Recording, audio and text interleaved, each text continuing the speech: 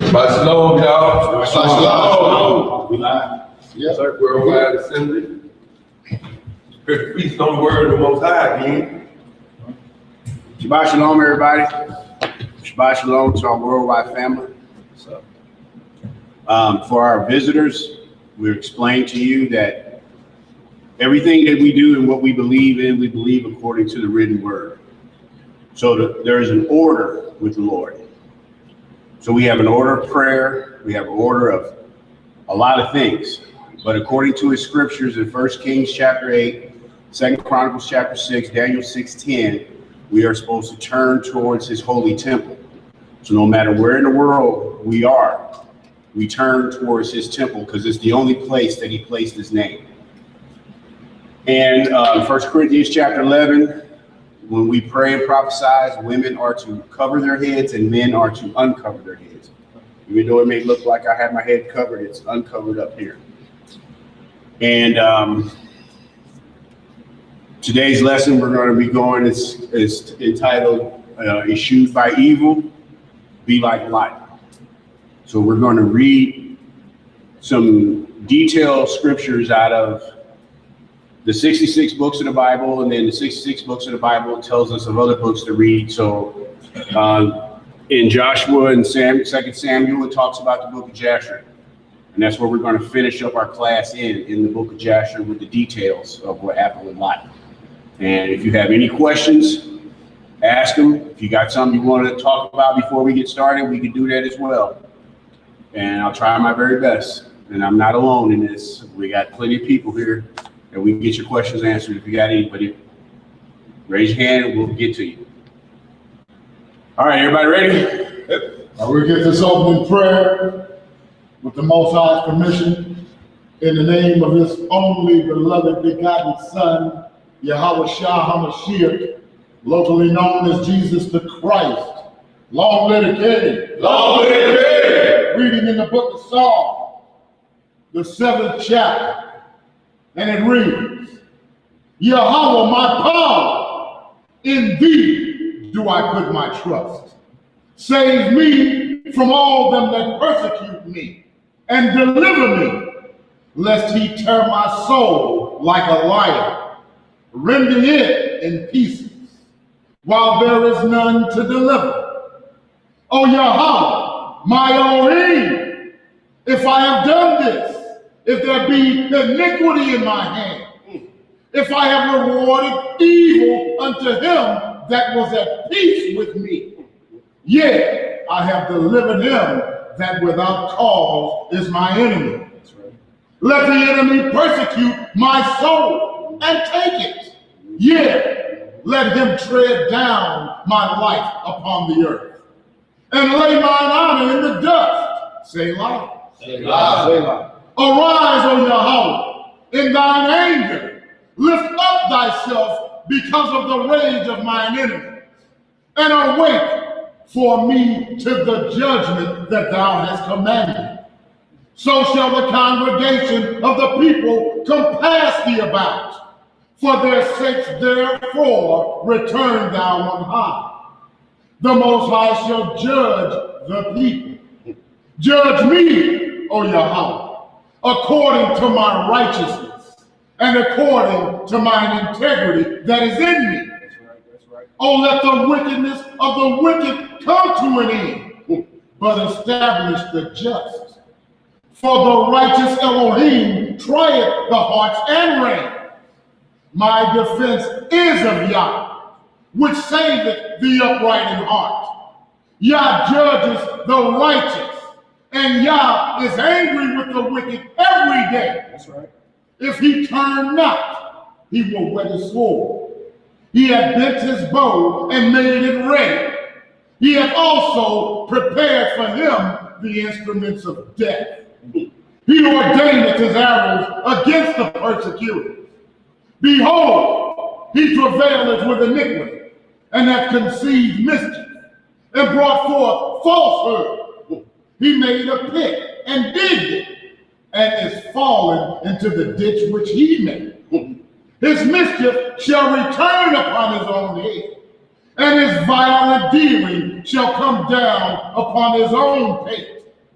I will praise the Most High according to his righteousness, and will sing praise to the name of the Lord Most High. Hallelujah! Selah! Yes, sir. All right. All right, y'all. What we've seen already is that in that opening prayer, we have wickedness.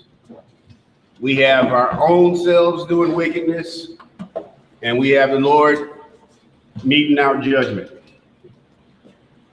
Today, class, eschewed by evil, be like Lot.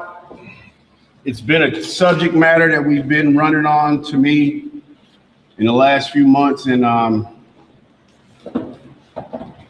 we know that us as being believers in the Most High and His only begotten Son, that we live in a world that's full of wickedness, and we know that we're trying to navigate ourselves through this wickedness. We know that although that we are in the land of our captivity, that we are supposed to come out from amongst them and not do what they do. The Lord told us to be ye holy, separate yourselves. So this class today, we're going to take a look into the life of Lot. And we're going to see when we get to the book of Jasher, the last part of the class, we're going to see in detail some of the things that are not written in the 66 about what Lot actually went through. So as you see that I had to personally, this class is kind of like therapy for myself of what we go through, what I go through in life. And this kind of be like Lot was kind of put on my spirit to remind me of the evil he went through, the evil that I go through, the evil that we go through. This is just to encourage us that we can make it, so that when we see things that are wrong and someone wrongs us, we can just rely and remember, be like Lot and what he did and what he went through. Okay, so let's get cracking. We're going to start out today in chapter 11 of Genesis. It's not going to be a long class. We're going to do a lot of whole chapter readings. So it tells this whole story. We get the background. We're going to see a little bit of Lot, a little bit of Abraham in the beginning, but we're going to get our main focus is on Lot. So get rolling. All right.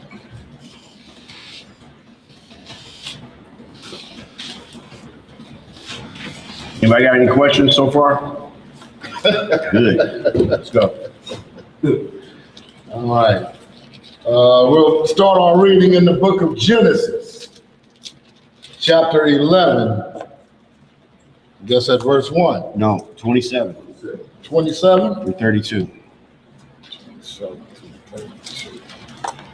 All right. Genesis, chapter 11 and verse 27. Now these are the generations of Terah. Terah begat Abram, Nahor, and Haran. And Haran begot Lot. Okay, so we see that this is Abraham's father and his two brothers, and one of his brothers had Lot. So that makes Lot Abraham's nephew. Okay. And Haran died before his father Terah in the land of his nativity, in Ur of the Chaldees. So we know that this is where Abraham got his start, in the land of Ur. And we just read that Haran, his son, died before the father. So Terah lost his son, Lot's father. Keep reading. Verse 29. And Abram and Nahor took them wives. The name of Abram's wife was Sarai, and the name of Nahor's wife, Milcah, the daughter of Haran, the father of Milcah, and the father of Ishkah. But Sarai was barren. She had no child. And Terah took Abram his son, and Lot the son of Haran, his son's son, and Sarai, his daughter-in-law, his son Abram's wife. And they went forth with them from Ur of the Chaldees to go into the land of Canaan. And they came unto Haran and dwelt there. And the days of Terah were 205 years, and Terah died in Haran. So we see here that Haran, Terah's son, had a city named after him. Okay, so that was Haran's place. And that's where Terah stayed until he died, but Abraham left there. Let's keep reading. Now we're in Genesis chapter 12, verses 1 through 5. Verse 12. Now the Most High had said unto Abram, get thee out of thy country, and from thy kindred, and from thy father's house, unto a land that I will show thee. And I will make of thee a great nation, and I will bless thee, and make thy name great, and thou shalt be a blessing. And I will bless them that bless thee, and curse him that curseth thee. And in thee shall all families of the earth be blessed. So Abram departed, as the Most High had spoken unto him, and Lot went with him. And Abram was 75 years old when he departed out of Haran. Okay, now we're going to chapter 13. We're going to read 1 through 4, and then we're going to drop down to 11 to the end. We're just setting the stage here with the background. You didn't want that 5 of that? So that was 1 through 4 we just read. You didn't want the 5? The book of Genesis, chapter 13, and verse 1. And Abram went up out of Egypt, he and his wife, and all that he had, and Lot with him, into the south.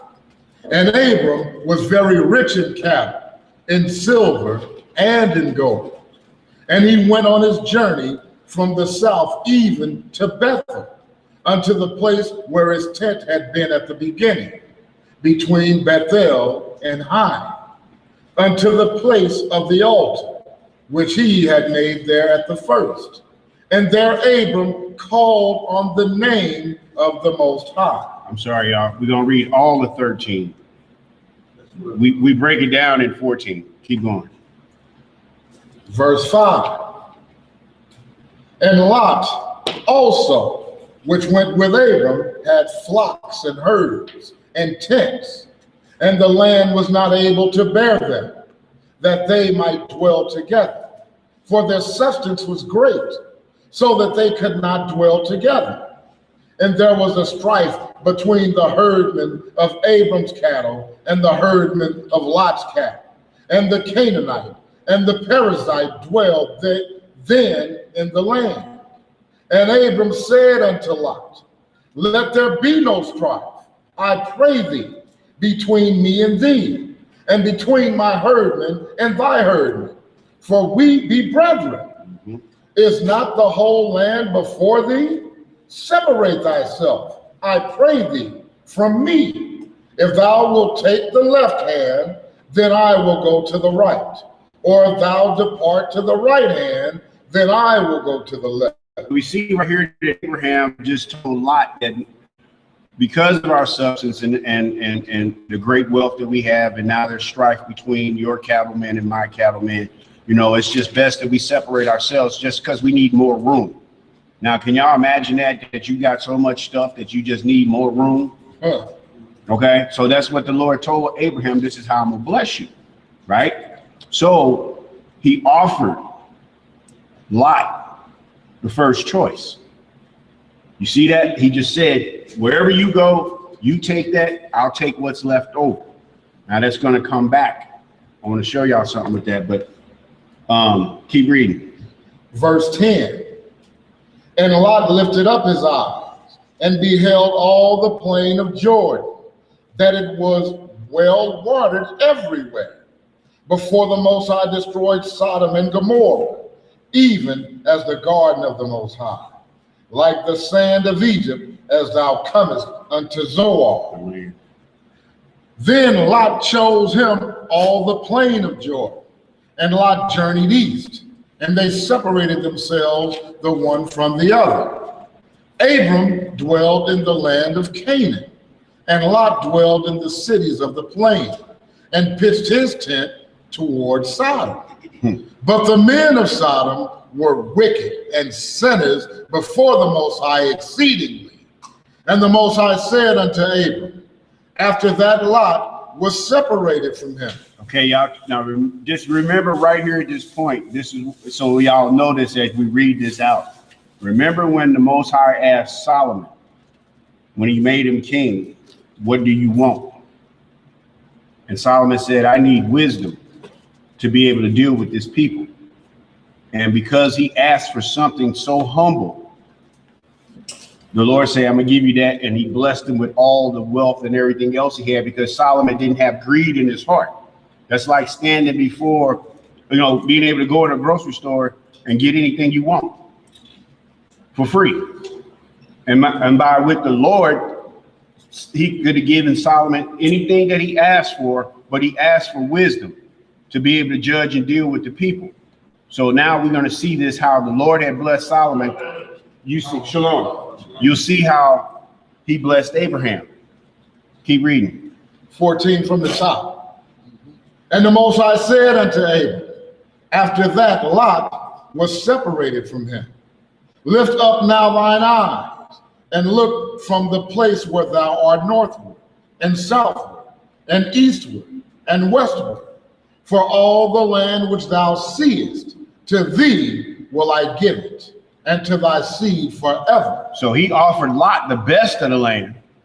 And the Most High told him, I'm going to give you all of it. Everywhere you look around, that's going to be yours. Y'all see that now? Keep reading. And I will make thy seed as the dust of the earth, so that if a man can number the dust of the earth, then shall thy seed also be numbered. Arise, walk through the land in the length of it, and in the breadth of it, for I will give it unto thee.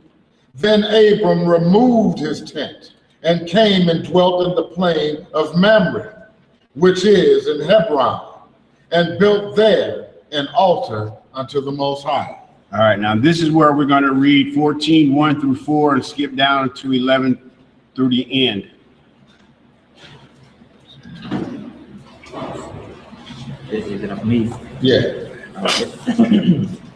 Book of Genesis, chapter 14, verse 1.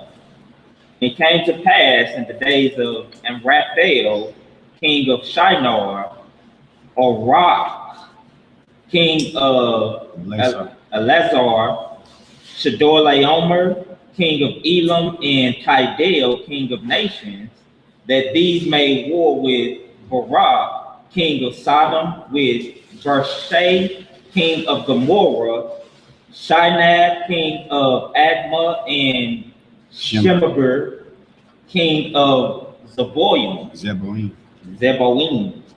and the king of Bela, which is Zor. All these were joined together in the Val of Siddim, which is the Salt Sea. 12 years they served Chedorlaomer, and in the 13th year they rebelled. Okay, so in their rebellion, in their servitude of these kings, they said they're not going to take it no more. So to sum this up, basically what's happening is right here is going to be like a mafia takeover. These are the underbosses, and they're going to come together against the mob boss to take over. So that's what's going on, what we skipping over. Okay, so now let's get down to verse 11. Verse 11. And they took all the goods of Sodom and Gomorrah and all their victuals, and went their way. And they took Lot, Abram's brother's son, who dwelt in Sodom, and his goods, and departed. So when they took over the city, they took Lot with them. Okay, so as they came in there and rampaged and pillaged and everything, they took Lot and all his people and belongings captive. All right, let's read. And there came one that had escaped, and told Abram the Hebrew, For he dwelt in the plain of Mamre, the Amorite, brother of Eschewed, and brother of Aner, and these were confederate with Abram. And when Abram heard that his brother was taken captive, he armed his trained servants, born in his own house, 318, and pursued them unto Dan. Now, right here, I just wanted to stop to say, when I was reading this, for us, we see here Abraham had servants and handmaidens, and we see that he had them so long they was born in his own house. Okay, and that's something that we know that the Most High promised us. If we make it to the kingdom, we'd have handmaidens and servants. But just to think about that, when you think about that, somebody serving you and waiting on you hand and foot. I was doing some studying one day, and I was reading about this, and I told the Rib, I said, can you just imagine us having servants in this little hovel that we live in? You know what I'm saying? It's like when they get done washing all your dishes and mopping the floors and doing the windows, and I said, what they gonna do? Go downstairs and sit on the couch till tomorrow? It's just one of those things that when you think about it. So we see here Abraham had 300 some servants that was waiting on him. Go ahead. Was his servants Israelites or were they Canaanites? Now that I don't know of where they all came from, but I think they were more than just because I can't see him having Israelites as servants. Well, it wasn't Israel. Israel didn't exist. we right, and we wasn't in a captivity at the time. Right. And see, some of them servants were indentured servants as well. You could be an indentured servant, and say, hey, I'm giving myself to you to hire me out to help me pay off some debt or whatever. But it wasn't like they were slaves. They were servants. Keep reading.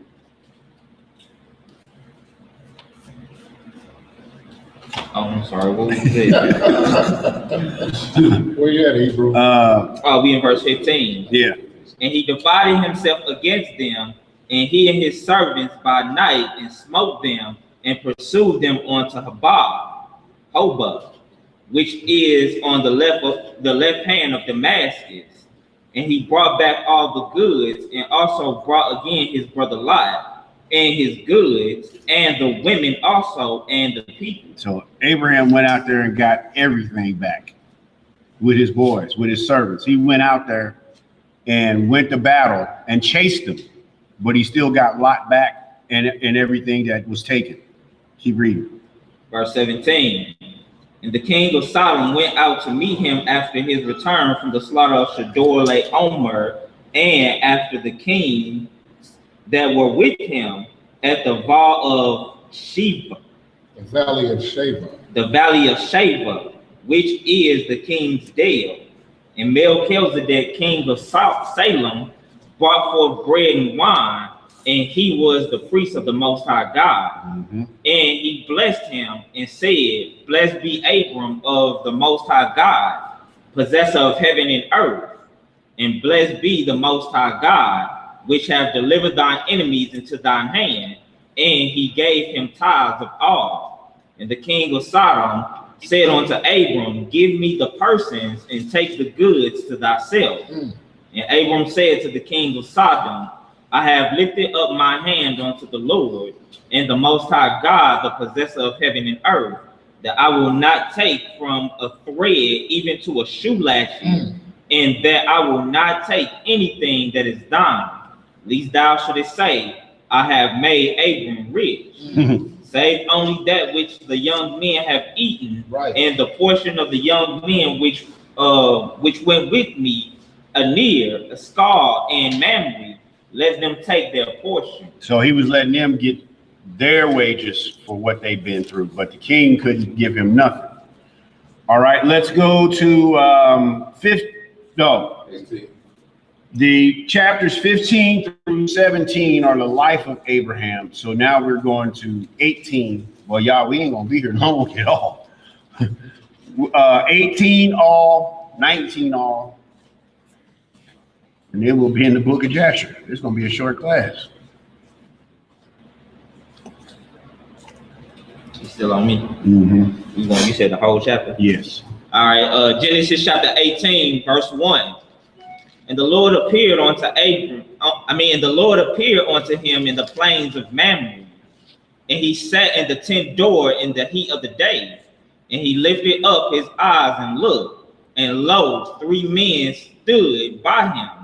And when he saw them, he ran to meet them from the tent door and bowed himself toward the ground. Okay, now we're going to pay attention to a few things and how things go back and forth here for a second. So just that the fact that we've seen that, we're going to see this again, though, that Abraham being who he was, we just seen that he bowed himself, right? Abraham bowed himself to these people that came. All right, keep reading. Verse 3, and said, my Lord, if now I have found favor in thy sight, pass not away, I pray thee, from thy servant. Hold on. So when he said, my Lord, we see that this is capitalized. We see the M-Y is capitalized and the Lord, the L is capitalized. So we see that there's a distinction right here in who he's calling Lord. Okay? Keep reading. Verse 3 again. And said, my Lord, if now I have found favor in thy sight, pass not away, I pray thee, from thy servant.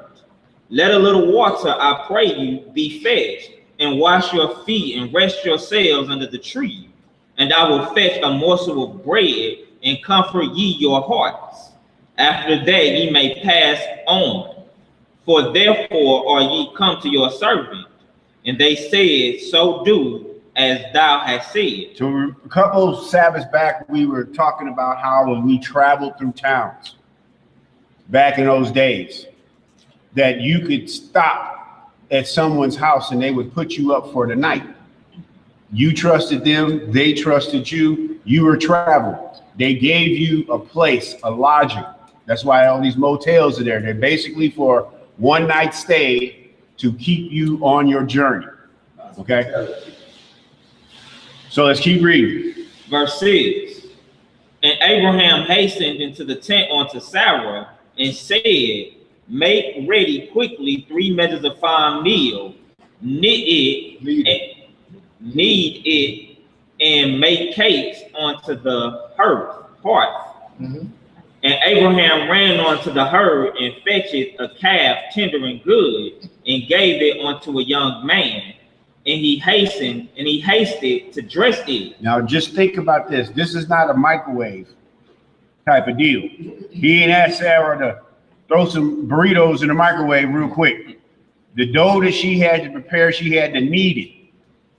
So this was when he ran in there to her, hurry up, get this ready. Yeah, so she had to do the whole 9 of what she was preparing. Now we're seeing that there's a young calf getting dressed, being prepared for a meal. Okay, keep reading. Verse 8. And he took butter and milk and the calf which he had dressed, and set it before them. And he stood by them under the tree, and they did eat. And they said unto him, where is Sarah thy wife? And he said, behold, in the tent. And he said, I will certainly return unto thee according to the time of life. That right there is a key in what the time of life is. Okay, so that means that he's telling him, I will be back to holler at you when the time of life comes. So we know what is the time of life. It means that somebody's going to be born.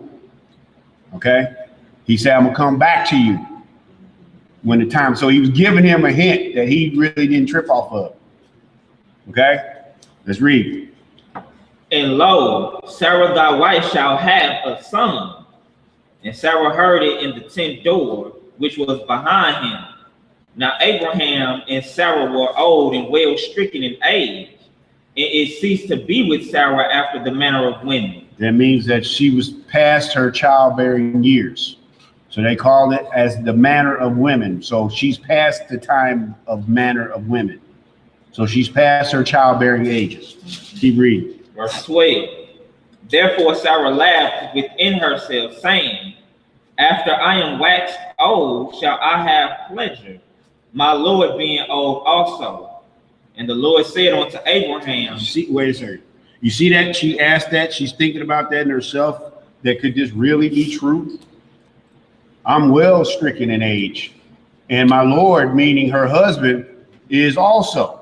So if it's like this, she's thinking about this, are both of us capable of being able to do this? Right. Even if she could do it, can he do it? Right. Keep reading. verse 13. And the Lord said unto Abraham, wherefore did Sarah laugh, saying, shall I of a surety bear a child which am old? Is anything too hard for the Lord? At the time appointed I will return unto thee, according to the time of life, and Sarah shall have a son. So he outside with the Lord and the angels talking, and he because we know his mind that he know that he could tell Sarah had laughed even though she's inside the tent. Just like when he asked the disciples, when they said, is it I? He said, one of you shall betray me. He knew all their hearts. He knew all what was in them. So just like Sarah being over there in the tent preparing the thing, she heard him, but she was thinking this stuff into himself, and he asked him, why your wife laughing? You know what I'm saying? So he knew that she laughed while she was in the tent. Let's read, because he asked him, is there anything, the key to this, is there anything too hard for the Lord? Right? There's nothing too hard for the Lord. Let's go. Verse 15. Then Sarah denied, saying, I laughed not, for she was afraid. And he said, nay, but thou didst laugh. So she was afraid because how did he know I laughed? Mm-hmm. How did he know that? As it says, she laughed within herself. Within herself. Right. So she denied it, thinking he didn't know that. Right. So there's nothing too hard for the Lord. Let's keep reading. Verse 16. And the men rose up from thence and looked towards Sodom, and Abraham went with them to bring them on the way. And the Lord said, shall I hide from Abraham that thing which I do? So right now, Abraham does not know what they get ready to do, why they came, and what was their purpose. So the Lord said to him, I'm not going to hide this from him. I'm going to go ahead and tell him why we here. Okay? I'm going to tell him why we here. Instead of just, all right, man, thanks for the hospitality, we up. Knowing they got a job to go do, but he said, no, I'm going to go ahead and tell him what we finna go down there and do. All right, keep reading. Verse 18. Seeing that Abraham shall surely become a great and mighty nation, and all the nations of the earth shall be blessed in him. For I know him, that he will command his children and his household after him, and they shall keep the way of the Lord, to do justice and judgment, that the Lord may bring upon Abraham that which he hath spoken of him. So what he just said that he knew about Abraham and what he was going to do, that's what we need to be doing too. And that should be known of us as well, that we are teaching our children and our children's children, and that our children that we know after we're gone, the life that we led, like the scriptures tell us to train a child up in the way that they should go, we should be assured of that our children and our children's will be able to teach their children to keep this thing going. That's why and how we got it. And I didn't get this from my parents. Okay, they didn't teach me this. Okay, so it still has to keep going. And that's the job that we have to do, is spread his word to keep this thing going. Okay? So mine starts with you. That's right. Exactly. Keep reading. Verse 20. And the Lord said, because the cry of Sodom and Gomorrah is great, and because their sin is very grievous, I will go down now and see whether they have done altogether according to the cry of it, which is come unto me. And if not, I will know it. And the men turned their faces from thence and went towards Sodom, but Abraham stood yet before the Lord. And Abraham drew near and said, wilt thou also destroy the righteous with the wicked? So he's asking them a question up front. I know Sodom and Gomorrah is wicked, but there's some righteous people down there too. Are you going to destroy them too with the wicked? That's his question. Read on. Verse 24. Peradventure there be 50 righteous within the city. Wilt thou also destroy and not spare the place for the 50 righteous that are therein? That be far from thee to do after this manner, to slay the righteous with the wicked, and that the righteous should be as the wicked. That be far from thee.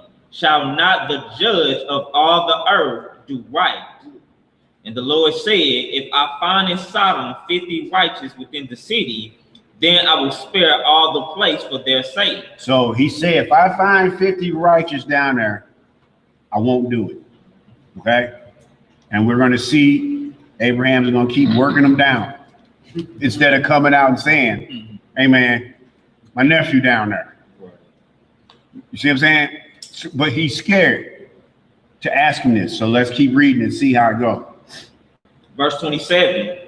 And Abraham answered and said, behold, now I have taken upon me to speak unto the Lord, which am but dust and ashes. Peradventure there shall lack 5 of the 50 righteous. Wilt thou destroy all the city for lack of 5? So he dropped it down to 45. If there's 45 in there, will you destroy it? He knows his numbers that he's trying to get down to, but he's working his way down.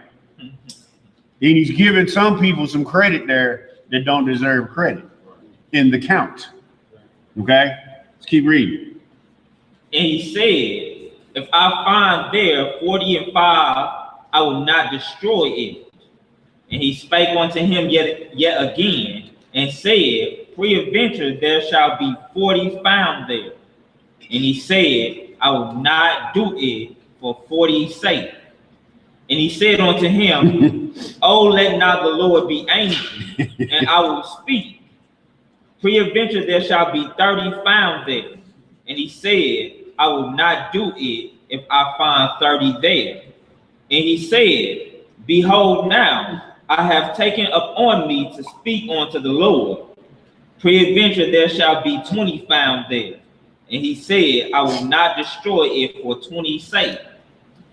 And he said, one more time. oh, let not the Lord be angry, and I will speak yet but this once. Peradventure 10 shall be found there. And he said, I will not destroy it for 10's sake. And the Lord went his way as soon as he had left. Let me start that over. And the Lord went his way as soon as he had left communing with Abraham. And Abraham returned unto his place. So they stopped it at 10. And he cut it off. I got to go. So Abraham went back. So now he got to think about, there ain't 10 righteous people there, and he's below that number of 10. He knows Lot still down there with his family, but he's below that number 10 right now.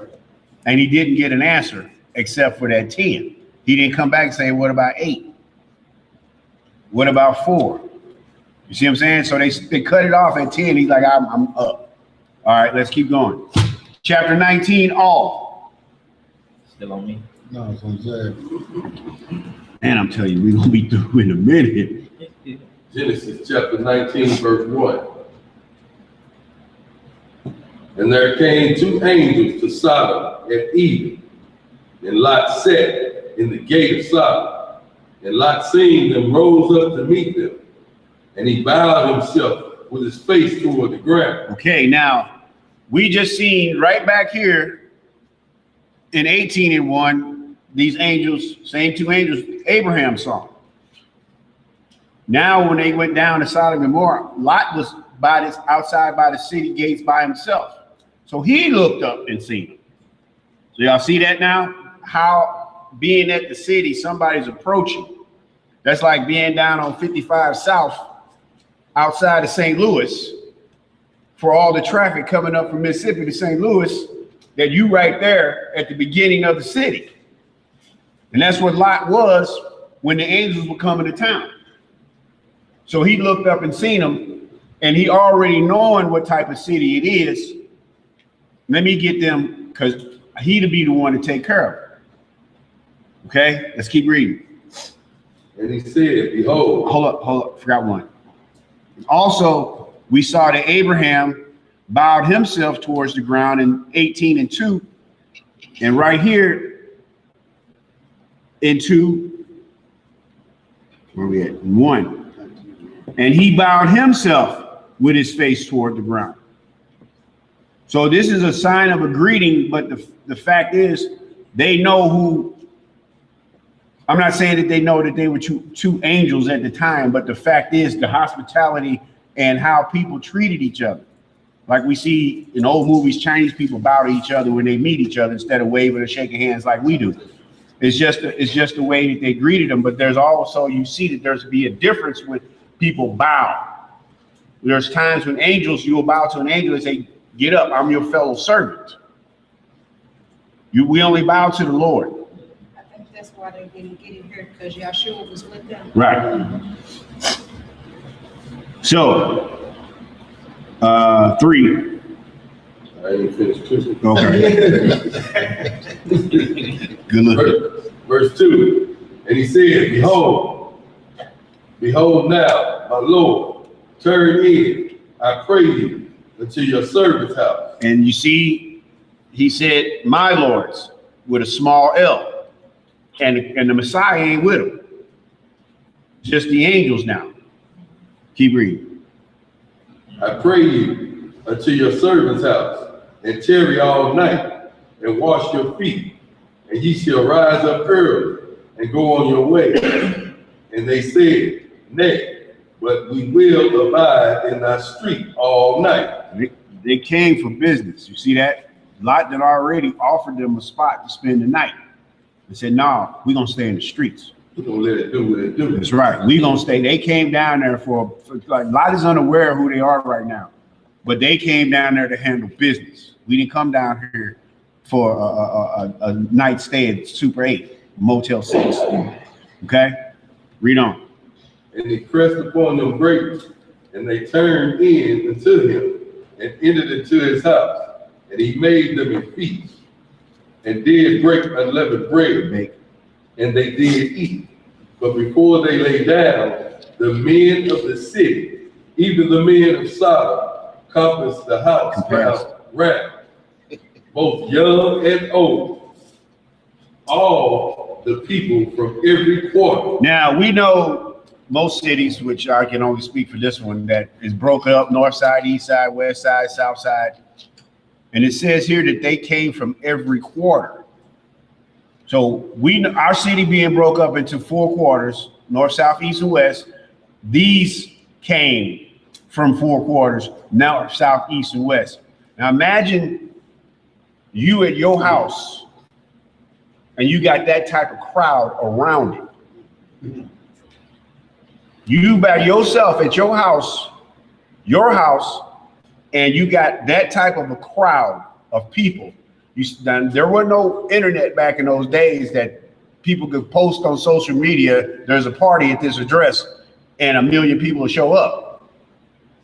But they all found out somehow this night that came from every quarter of that city, and they all was around his house. So like I say, just imagine the crowd of people that was out there. Let's keep reading. And they called unto Lot, and said unto him, where are these men which came in to thee this night? Bring them out unto us, that we may know them. Now hold up right there. We already know that these are all men, young and old. Okay? And they said to bring them out, that we may know them. In Genesis chapter 3, Genesis chapter 5, verse 'em.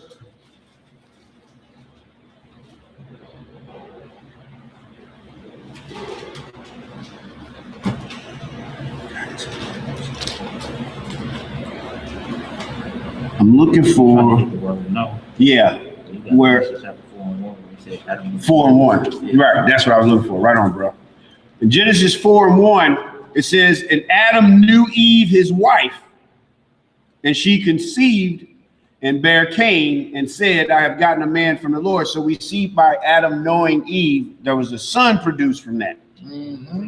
So now here in this wicked city, we see that these are men who want to get to know these two guests of Lot. Bring them out here so that we may know them. So you got not Adam, but Lot and these two men and Lot's wife and two daughters. There's only 6 people in the house against this crowd. But they're saying, we only want the men. All right, let's keep reading. And behold, Do 5 again. Do 5 again. and they called unto Lot and said unto him, where are the men which came unto thee this night? Bring them out unto us, that we may know them. And Lot went out at the door unto them, and shut the door after him, and said, I pray you, brethren, do not so wickedly. Behold, now I have 2 daughters, which have not known man. Let me, I pray you, bring them out unto you, and do ye to them as it is good in your eyes.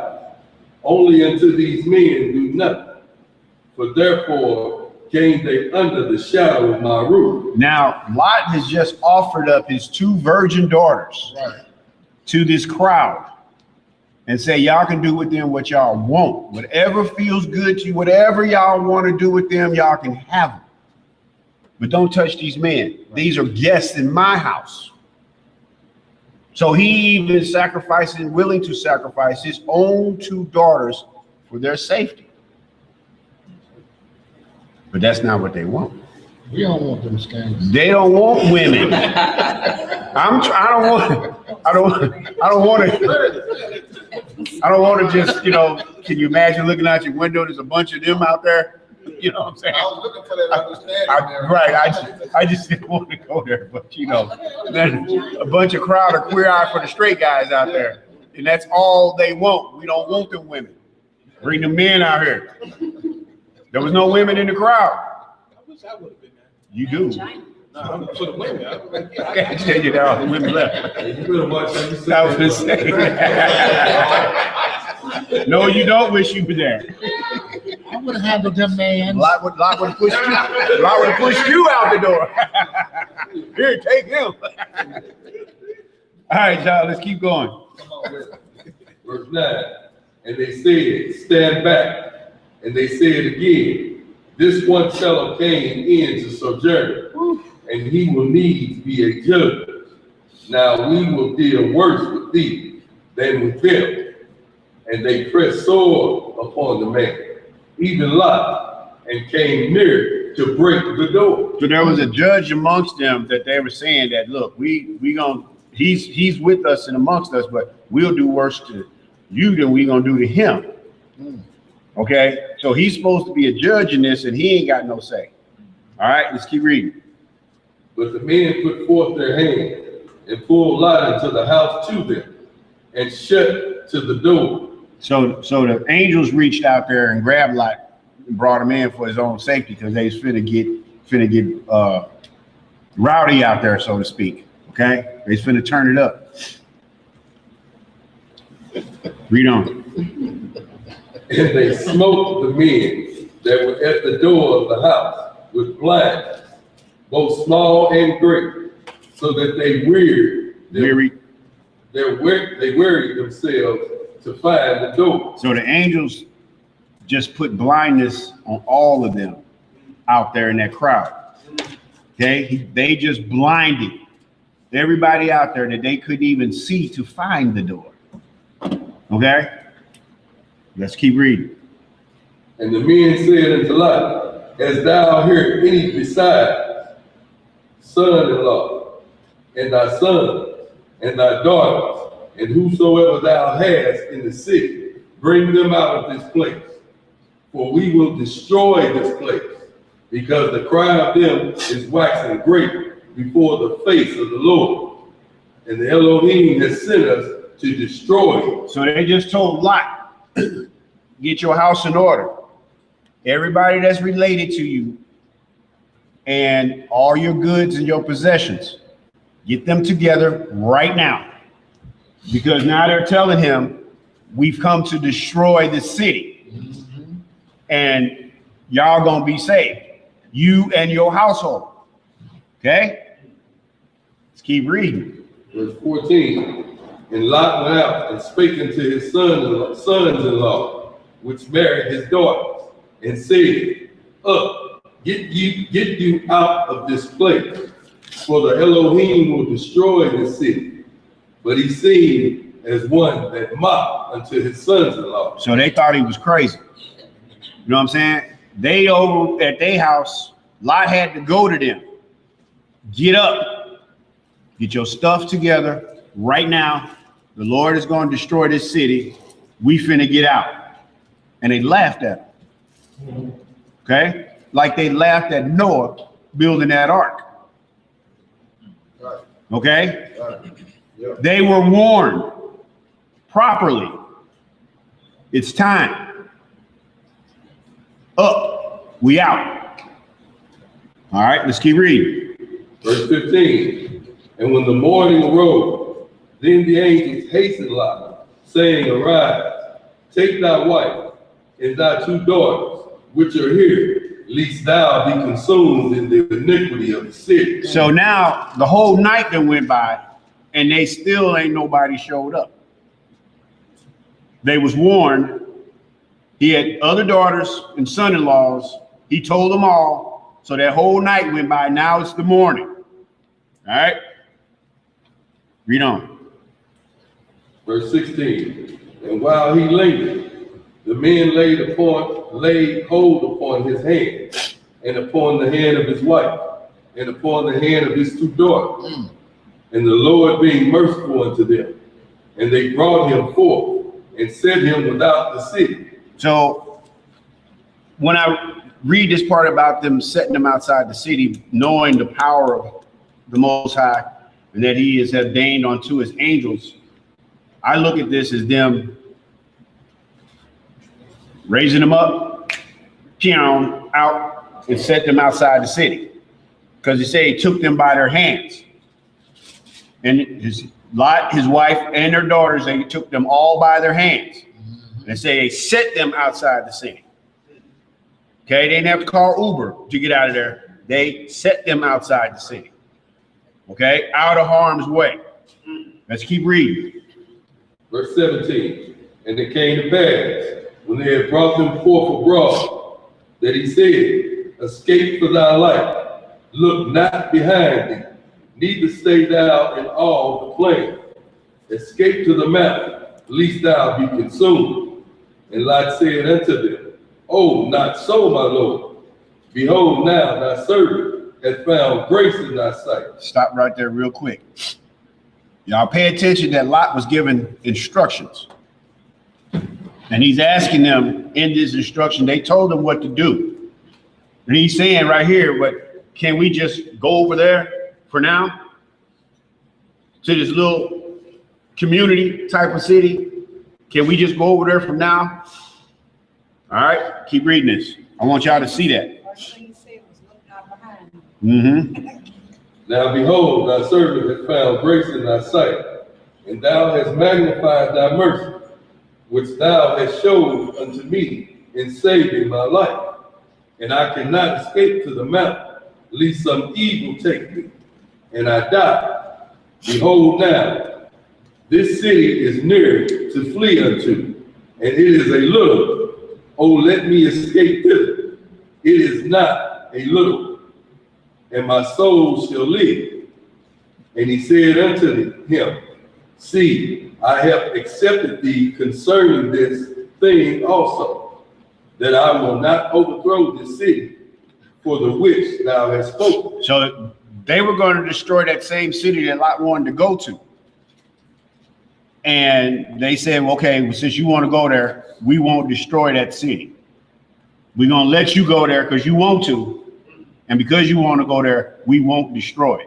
All right, keep reading. Haste thee, escape thither, for I cannot do anything till thou be come thither. Therefore, the name of the city was called Zoar. The sun was risen upon the earth when Lot entered into Zoar. Then the Lord rained upon the Sodom and Gomorrah, and upon Gomorrah, brimstone and fire from the Lord out of heaven. And he overthrew those cities, and all the plain, and all the inhabitants of the city, and that which grew upon the ground. But his wife looked back from behind him, and she became a pillar of salt. So there was that disobedience right there on her behalf. And just couldn't contain herself to look back, because she also knew that she left daughters back there that was being destroyed, but didn't look at the blessing of her being delivered, and her daughters were warned, but she still couldn't contain herself, and she looked back, she disobeyed. So we see there's times in our lives, one act of disobedience we know can cost us our very lives. If we do not even listen to the Holy Spirit when they tell us, when the Spirit tells us to turn left, and we went right into a drive-by shooting. When we say, if I'd listen to my spirit, I'd have went left. Okay? So let's keep reading. Verse 27. And Abram got up early in the morning to the place where he stood before the Lord. And he looked toward Sodom and Gomorrah, and toward all the land of the plain, and beheld, and lo, the smoke of the country went up as the smoke of a furnace. And it came to pass, when Yahweh destroyed the cities of the plain, that Yahweh remembered Abraham, and sent Lot out from the midst of the overthrow, when he overthrew the cities in which Lot dwelt. So it was the grace of the Most High on Abraham to tell him, I know your nephew down there, but because I love you, I got him out of there. Right? But he don't know this yet. Keep reading. Verse 30. And Lot went up out of Zoar, and dwelt in the mountain, and his two daughters with him. For he feared to dwell in Zoar, and he dwelt in a cave, he and his two daughters. So you see, Lot ended up in the mountains anyway. If he'd have just went there when the angels told him, go up in the mountains to be safe. No, can we go over here to East St. Louis? All right, go ahead.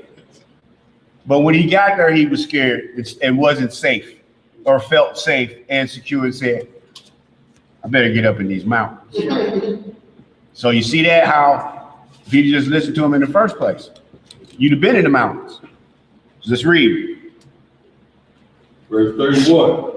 And the firstborn said unto the youngest, our father is old, and there is not a man in the earth to come unto us after the manner of all the earth. Now, stop right there. We know it's just Lot and his two daughters. And we know that they know that the destruction that the Most High just put down on Sodom and Gomorrah, in their minds, he destroyed the whole world. Okay? So we can't even imagine only fire and brimstone raining down from heaven of what that would look like. But the fact is, the destruction that he put down, they felt like we the last people on the earth. Everybody did. It's just our father and us. And we see this when they say that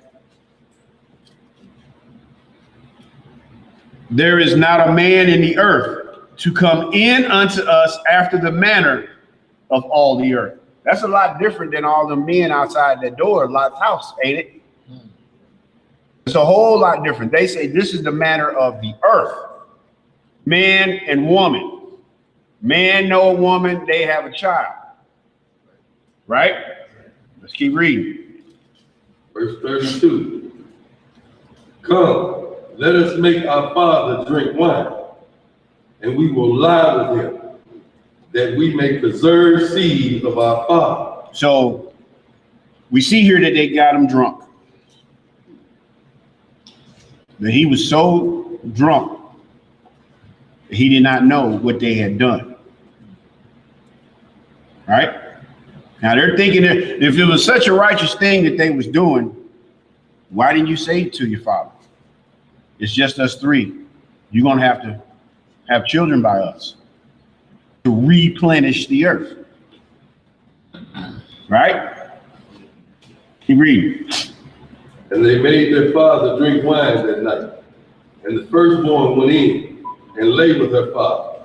And he perceived not when she lay down, nor when she arose. Now remember when Jacob got married and his father-in-law slipped Leah in on him on the first night? Mm-hmm. Jacob was what? They got him full. He was drunk, full of wine. That he slipped Leah in instead of Rachel. And he didn't know nothing until the next morning when he woke up and said, you ain't who you supposed to be. Right. Where's my wife? Okay, so keep reading.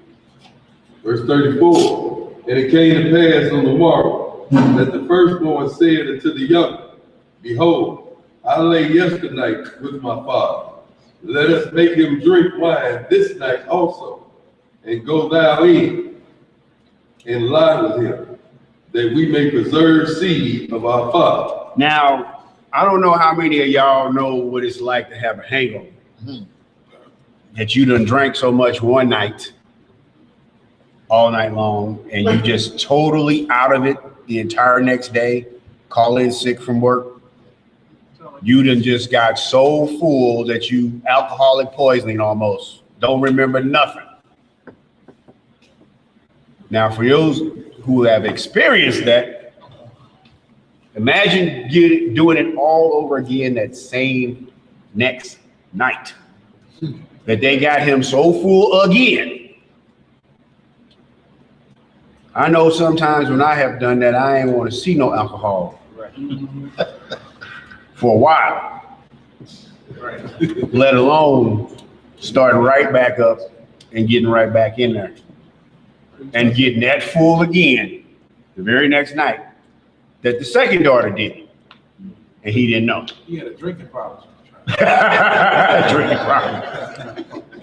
All I know is it was good fermented grapes. All right, y'all, let's keep reading. Verse 35. And they made their father drink wine that night also. And the younger arose and lay with him. And he perceived not when she lay down, nor when she arose. Thus were both the daughters of Lot with child by their father. And the firstborn bare a son, and called his name Moab. Mm-hmm. The same is the father of the Moabites unto this day. And the younger she also had bare a son, and called his name Ben-Ammi. The same is the father of the children of Ammon unto this day. Okay, so there's still some Ammonites and Moabites out there. And our brother Eschewed, may the Most High have mercy on his soul, told me years ago that he had spoken to a Moabite, which we know as being Chinese and Japanese. Right. And the woman, by you looking, it's like when you hear these names in the scriptures and you run across a person that identifies with this. Right. So that's what happened with him. He talked to a lady who said, I am a Moabite, and fessed it up that we have an ancient common ancestry. The whole world know the truth, but us. Right. And whenever you get a chance to ask them, they'll tell you.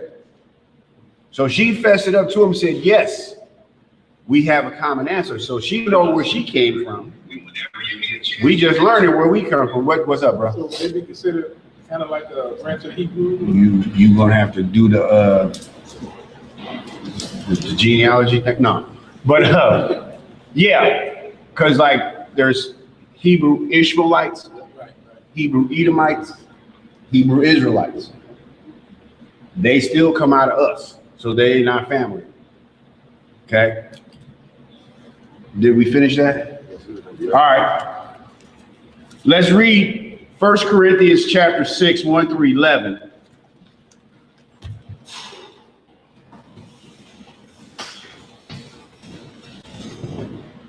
Now, in the opening prayer, we saw people doing wickedly, yourself doing wickedly, and the Most High judging.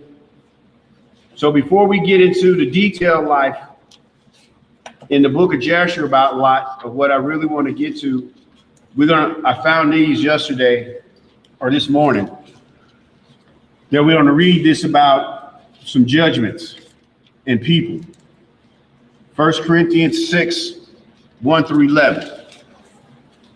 While y'all reading that, I'm going to pay a water bill. Y'all go ahead and start. Reading in the book of 1 Corinthians, chapter 6. We started reading at verse 1.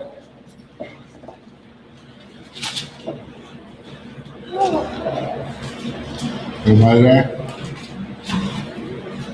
And it reads, dare any of you, having a matter against another, go to law before the unjust, and not before the saints? Do ye not know that the saints shall judge the world?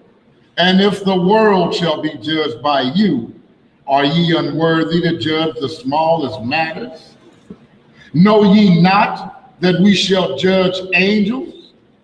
How much more things that pertain to this life?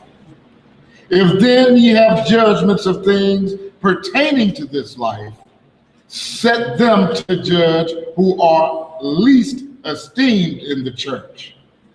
I speak to your shame. Is it so that there is not a wise man among you? No, not one that shall be able to judge between his brethren. But brother goeth to law with brother, and that before the unbelievers. Now therefore, there is utterly a fault among you, because ye go to law one with another. Why do ye not rather take wrong? Why do ye not rather suffer yourselves to be defrauded? Nay, ye do wrong and defraud, and that your brethren. So we seen that in the right there where we just seen. We saw again in the opening prayer. Not only do we look at wicked people, but you do wicked things yourself. And it said right there that you defraud other people. Okay? Let's keep reading. Verse 9. Know ye not that the unrighteous shall not inherit the kingdom of Yah? Be not deceived, neither fornicators, nor idolaters, nor adulterers, nor effeminate, nor abusers of themselves with mankind, nor thieves, nor covetous, nor drunkards, nor revilers, nor extortioners shall inherit the kingdom of Yah. And such were some of you. But ye are washed, but ye are sanctified, but ye are justified in the name of the Master Yeshua, and by the Spirit of our Elohim. So that just showed you what side you're supposed to be on. You're not supposed to be what we just read, right? That's a guide for you. We're not supposed to be these people. All right, now, we're going into the book of Jasher, chapter XV3. That would be 18. I'm just breaking it down plain for people to understand. If you got this book here, it's on page 48. Jasher 18. Chapter 18 in book of Jasher. Jasher 18.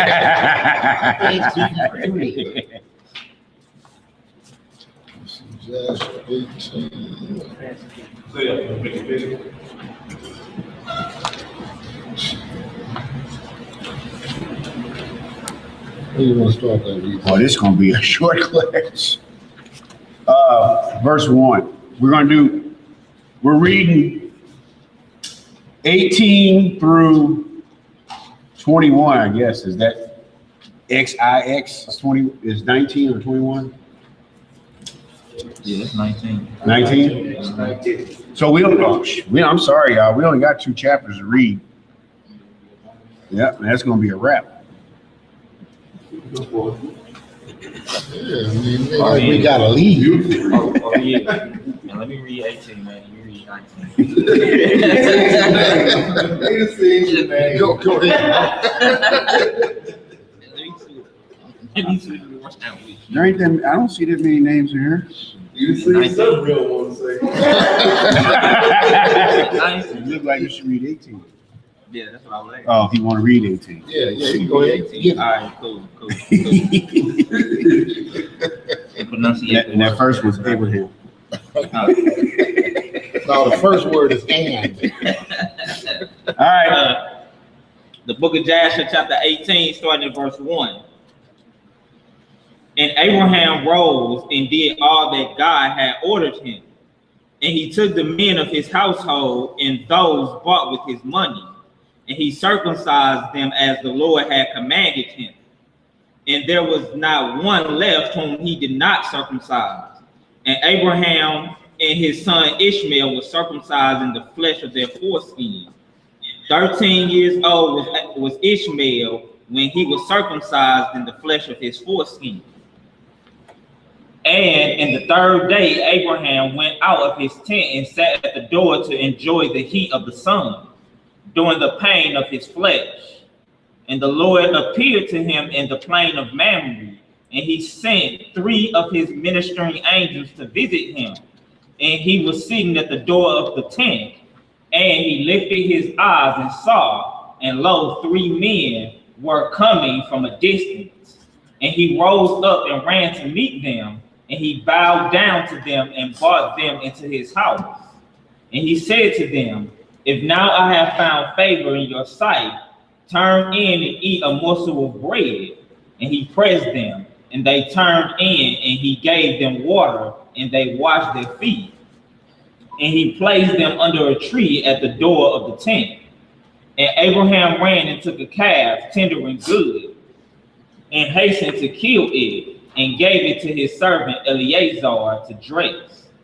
And Abraham came to Sarah into the tent, and said to her, make ready quickly 3 measures of fine meal, knead it, and make cakes to cover the pot containing the meat.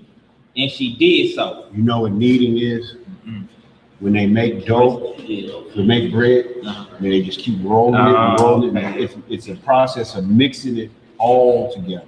Like ramen noodles, you put the salt in there, and you mix it all up. That's what kneading bread does. You mix it all up.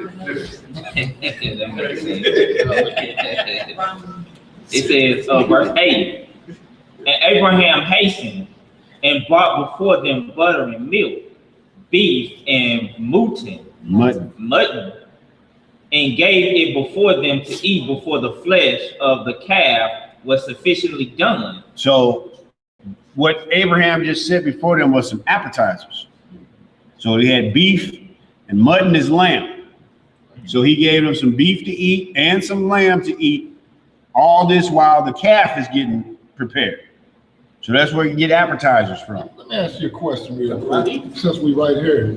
Because it's like you said, you want somebody to get something to eat, and they wouldn't, at the kosher joint. Right. They wouldn't put the cheese on their meat. Yeah, they wouldn't put cheese on the sandwich. Right here, you got milk and butter and beef together, right? Right, yeah. You know, so why they tripping off of that? The way they look at it is that the meat and the cheese are not supposed to touch. You can't eat a meal of meat and cheese, but you can't put, this is the way they look at it, like I say, by putting the cheese on the meat, that's when they say that seething a kid in his mother's milk, that's what that's supposed to mean. Really? Yeah, but we see here that that's not what it is. So we see that this, we already know that one of those angels is the Messiah, and he's eating. And the other angels, 2 angels with him, they ate food. Okay? Meat. Right. Meat, butter, and milk, and all the other things that they ate. But the way he's asking is in, I need to find the scripture of. My understanding, my ex-wife's family is Jewish, that the meat and the bread represents life, life and death, and they're not to be mixed together.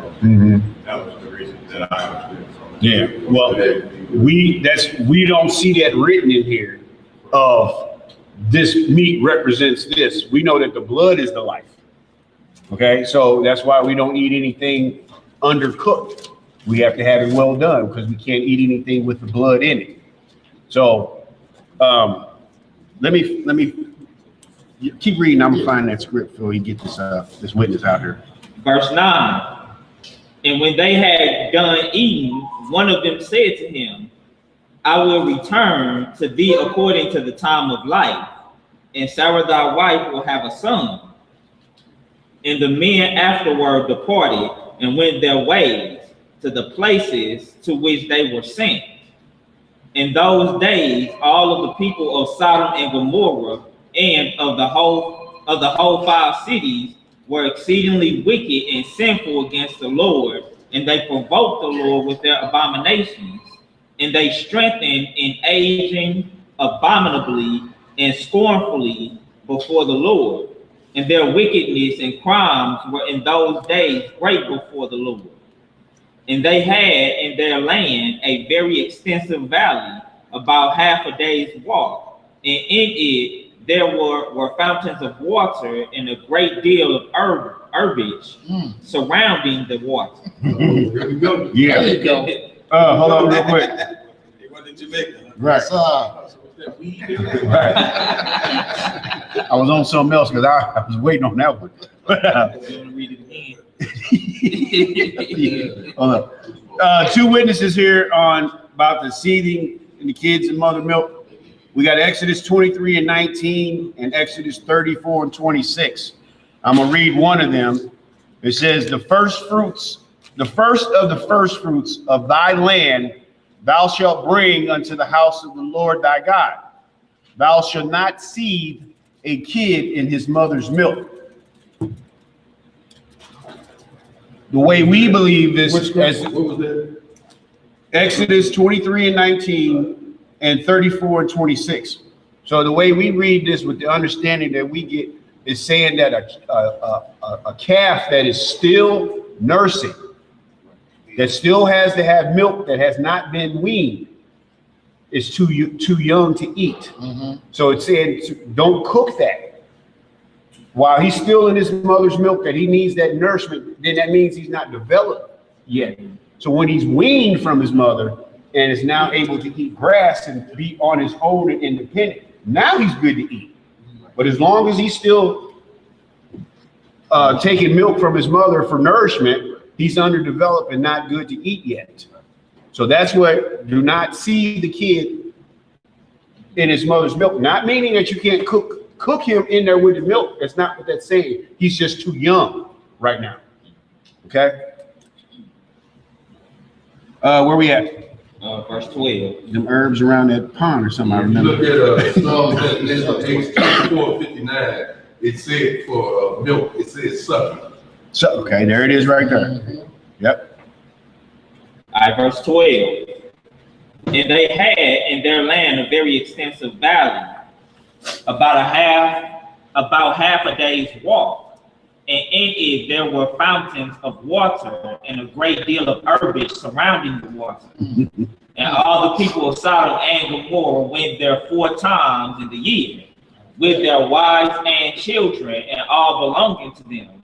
And they rejoiced there with timbrels and dances. So this was like kind of for us going to the Ozarks. You know, it's just a place that we go that's nice and you get out in the country, you know, to fish and get out the city. You just enjoy nature. Okay? So think about it as this is a place they went 4 times a year. All right? So they didn't get happy. Verse 14. And in the time of rejoicing, they would all rise and lay hold of their neighbors' wives, and some the virgin daughters of their neighbors, and they enjoyed them. And each man saw his wife and daughter in the hands of his neighbor, and did not say a word. So y'all remember, I don't even know if it's still going on because, right, I haven't heard of it going on no more, but there used to be a thing called Freaknik in Atlanta that once a year, everybody go down there and it was all, you did, the thing about it is that you hear people calling in on the radio afterwards. My gal went down there to Atlanta. She wouldn't answer my calls. You know, this place was known for, like they say in, what happens in Vegas, stay in Vegas. That's the same thing. It's saying that we can go here and sin and do whatever we want, and then we'll come back away from it and don't talk about that no more. That never happened. Right. So this is what they're doing 4 times a year. A man who has a wife and daughters, for them couple of days, because he got somebody else's wife and daughters. And then they all come back together like nothing happened and go on back home. Right now you can see 4 times a year, the head's been short. Looking forward to the next time. Looking forward to the next time. right. Now, this is supposed to be the woman you love. But then it said each man saw his wife and daughter. So you look at it, so you know what I'm saying? Imagine you watching So man happy. the other terminology that's still going on is that's what's called swinging. right. Okay? Swinging. That's what's called swinging. All right. Family swinging. Family swing. Not family feud, but family swing. All right. You know what you gonna have with your neighbor after that. Right. But it's still all good. Y'all look each other in the face every day over the fence. Keep reading. Verse 15. And they did so from morning to night, and they afterward returned home, each man to his house, and each woman to her tent. So they always did 4 times in the year. Also, when a stranger came into their cities and brought goods which he had purchased with a view to dispose of the people of these cities would assemble. Now, right there, this is a traveling salesman. So he's got wares to sell. So he travels from city to city selling his wares. All right.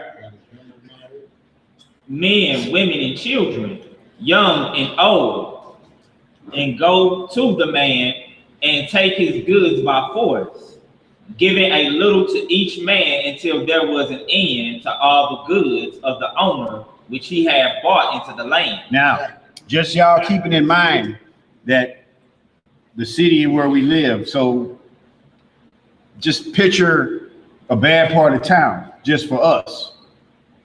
But this was the whole city. Mm-hmm. Everybody. And this is how they did things. So remember all the judgments that we talked about and read about, and people judging amongst each other, but this judgment was their way of judging.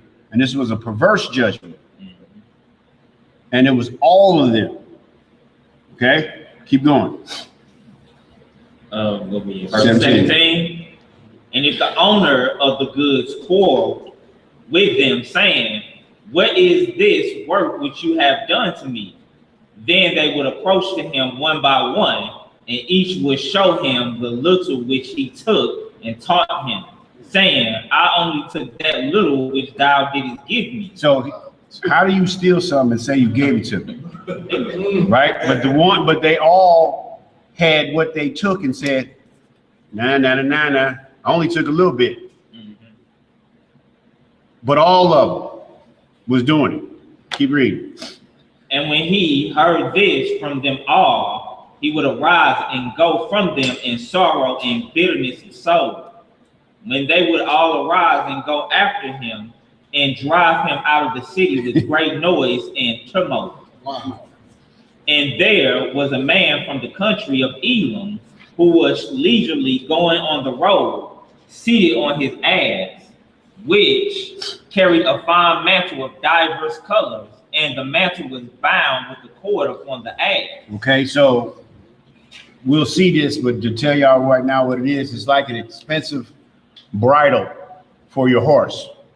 So if y'all picture Silver, the Lone Ranger, how he was decked out, leather and all that, nice and fancy saddle, all that type of stuff. That's how his ass was, but he had cords of different colors as a bridle. Okay, this was expensive, what he had.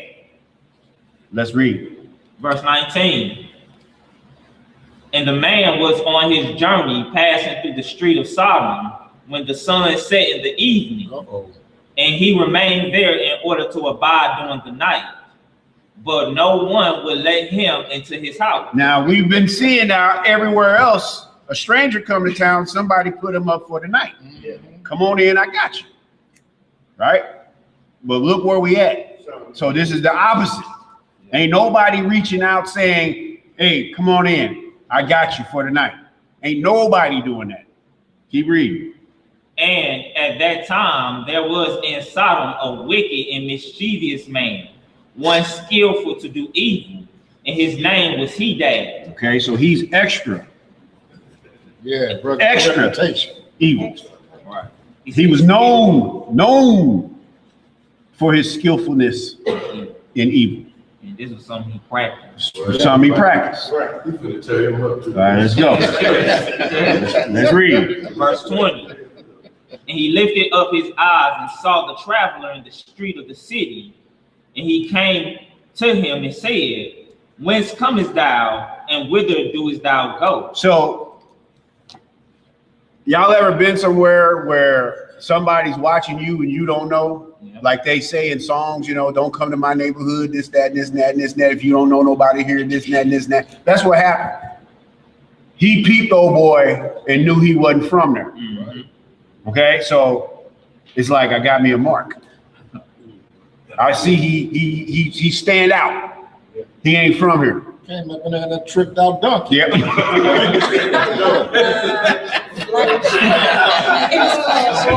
Donkey on dubs. All right, now let's keep going. Verse 21. And the man said to him, I am traveling from Hebron to Elam, where I belong. And as I passed, the sun set, and no one would suffer me to enter his house, though I had bread and water, and also straw and provender for my ass, and am short of nothing. So he didn't need nobody to take care of him. He had everything he needed. He just needed a place to stay. So I'm not going to be a burden to anyone. He had his own. Just let me lay my head down for the night. All right, keep reading. And he that answered and said to him, all that thou shalt want shall be supplied by me, but in the street thou shalt not abide all night. And he that brought him to his house, and he took off the mantle from the ass with the cord, and brought them to his house. And he gave the ass straw and provender whilst the traveler ate and drank in Hedad's house, and he abode there that night. Now, so he dad let the traveler go in and eat. His wife fixed him up, plate and all that, while he's taking care of his ass. Running the tab. Right. So he took the it's just like valet parking where you get out and they take your car and put it up. So he took his ass and took it in there. He gave him straw and provender. Provender is like oats, and grains. So they get the substance that they need instead of just eating grass all the time or hay. So they gave him the hay and the provender for the nourishment for the ass. Took the bridle off. Okay, put him up for the night, watered him, all that, put him up for the night, and then he could come to the house. So let's keep going. Verse 23. And he that brought him to his house, and he took off the mantle from the ass with the cord, and brought them to his house. And he gave the ass straw and provender while the traveler ate and drank in Hedad's house. And he abode there that night. And in the morning the traveler rose up early to continue his journey. When Hedad said to him, wait, comfort thy heart with a morsel of bread, and then go.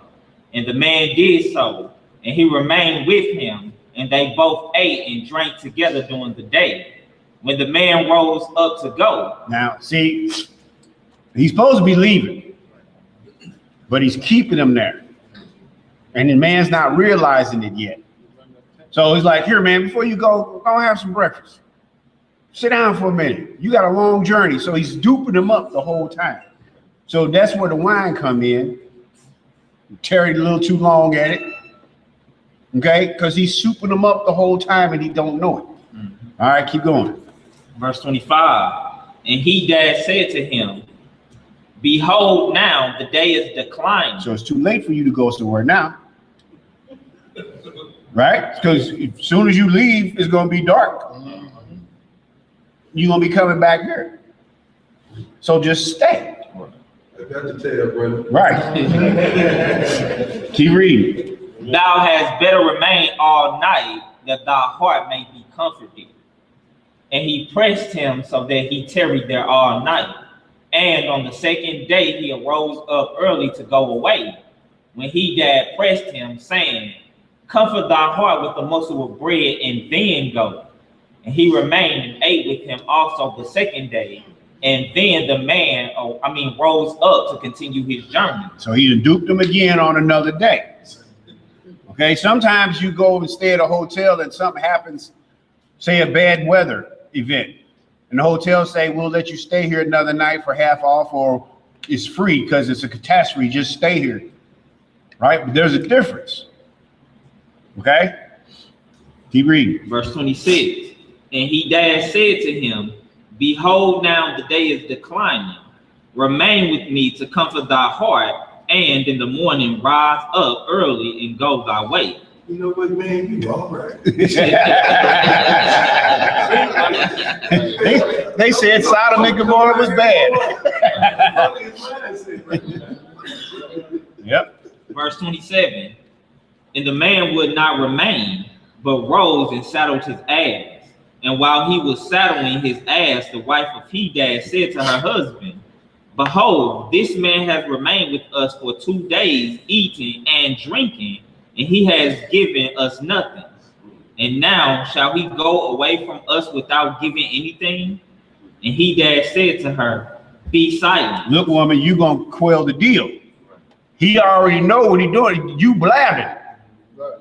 Keep your mouth closed. I got this. You gonna blow it. But she back there fat mouthing, talking about what he owe us. Shh.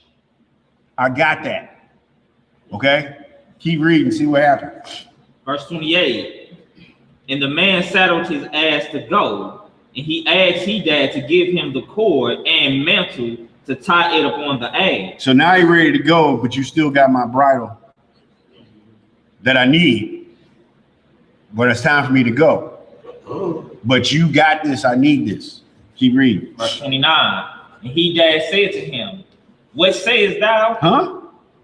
And he said to him, I got what? Keep reading. And Hedad said to him, what sayest thou? And he said to him, that thou, my Lord, shall give me the cord and the mantle made with divers colors, which thou didst conceal with thee in thy house, to take care of it. So he took it in the house and he hid it. And he know he took it in there and hid it. Keep reading. And Hedad answered the man, saying, this is the interpretation of thy dream.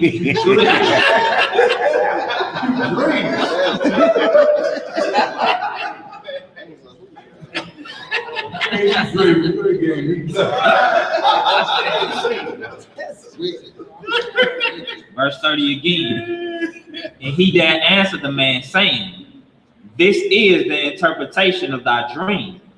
The cord which thou didst see means that thy life will be lengthened out like a cord. And having seen the mantle colored with all sorts of color means that thou shalt have a vineyard which thou wilt plant trees of all fruits. Now, can you imagine the man standing there looking at him like, huh? What's this got to do with my bridle? I ain't dreaming. I ain't had no dream. And now the man done flip the script on him that he's still not understanding like what's going on, what you trying to do here. Okay, keep reading. Verse 31. And the traveler answered, saying, Not so, my lord, for I was awake when I gave thee the cord, and also a mantle woven with different colors, which thou didst take off the ass to put them by for me. And Hadad answered and said, Surely I have told thee the interpretation of thy dreams. He's sticking with it. He committed. Remember, he evil now, so he committed. It says, and he that answered and said, Surely I have told thee the interpretation of thy dream, and it is a good dream, and this is the interpretation thereof. It says, Now the sons of men give me 4 pieces of silver, which is my charge for interpreting dreams. Now you're gonna charge him. They're gonna charge him for a lie. Right. He said he was skillful. Right. He was skillful. It says, Now the sons of men give me 4 pieces of silver, which is my charge for interpreting dreams. And of thee only I require 3 pieces of silver. So he gonna give him a discount. I charge 4, dog, but I'm gonna let you get this for 3.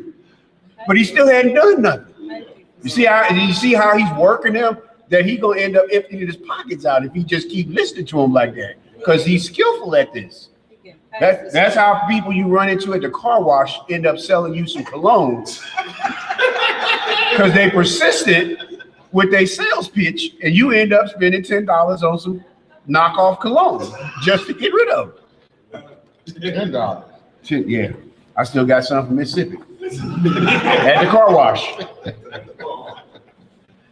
Let's go. Verse 33. And the man was provoked at the words of Hadad, and he cried bitterly, and he brought Hadad to Sarat, judge of Sodom. So now it's like turned into Judge Judy. Okay? It's like he went to the police department to report him. I want to report what this cat is doing to me. All right? And I need to be heard. I need us to be brought before a judge because he got my cord. And now he's trying to charge me for dreams that I ain't had. Okay? I just need my cord so I can go. But he's got to go through all this to get his cord. Keep reading. Verse 34. And when the man laid his cause before Sarat, the judge, when Hadad replied, saying, It is not so, but thus the matter stands. And the judge said to the traveler, This man Hadad telleth thee truth, for he is famed in the cities for the accurate interpretation of dreams. So now, what is the judge? On the tape. That's right. The judge is on the take. Right? So Trump pointer.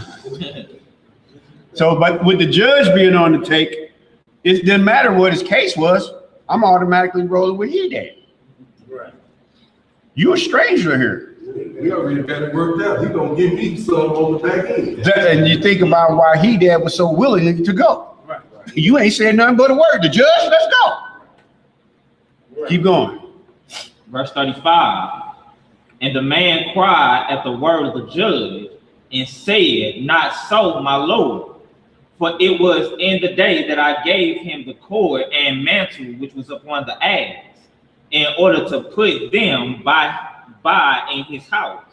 And they both disputed before the judge, the one saying, Thus the matter was, and the other declaring otherwise. So they both, he's accusing Hadad of lying, which Hadad is lying. But Hadad is lying back on the man, and the judge is believing Hadad. Go ahead. Verse 36. And Hadad said to the man, Give me 4 pieces of silver that I charge for my interpretations of dreams. So now he lost his discount. Yeah. Now I'm charging you full price. Hadad ain't backing down. I was giving you a break at 3. I ain't even asked you for no interpretation. Ain't asked for it. So now, since you still want to argue with me, you owe me 4. Go ahead.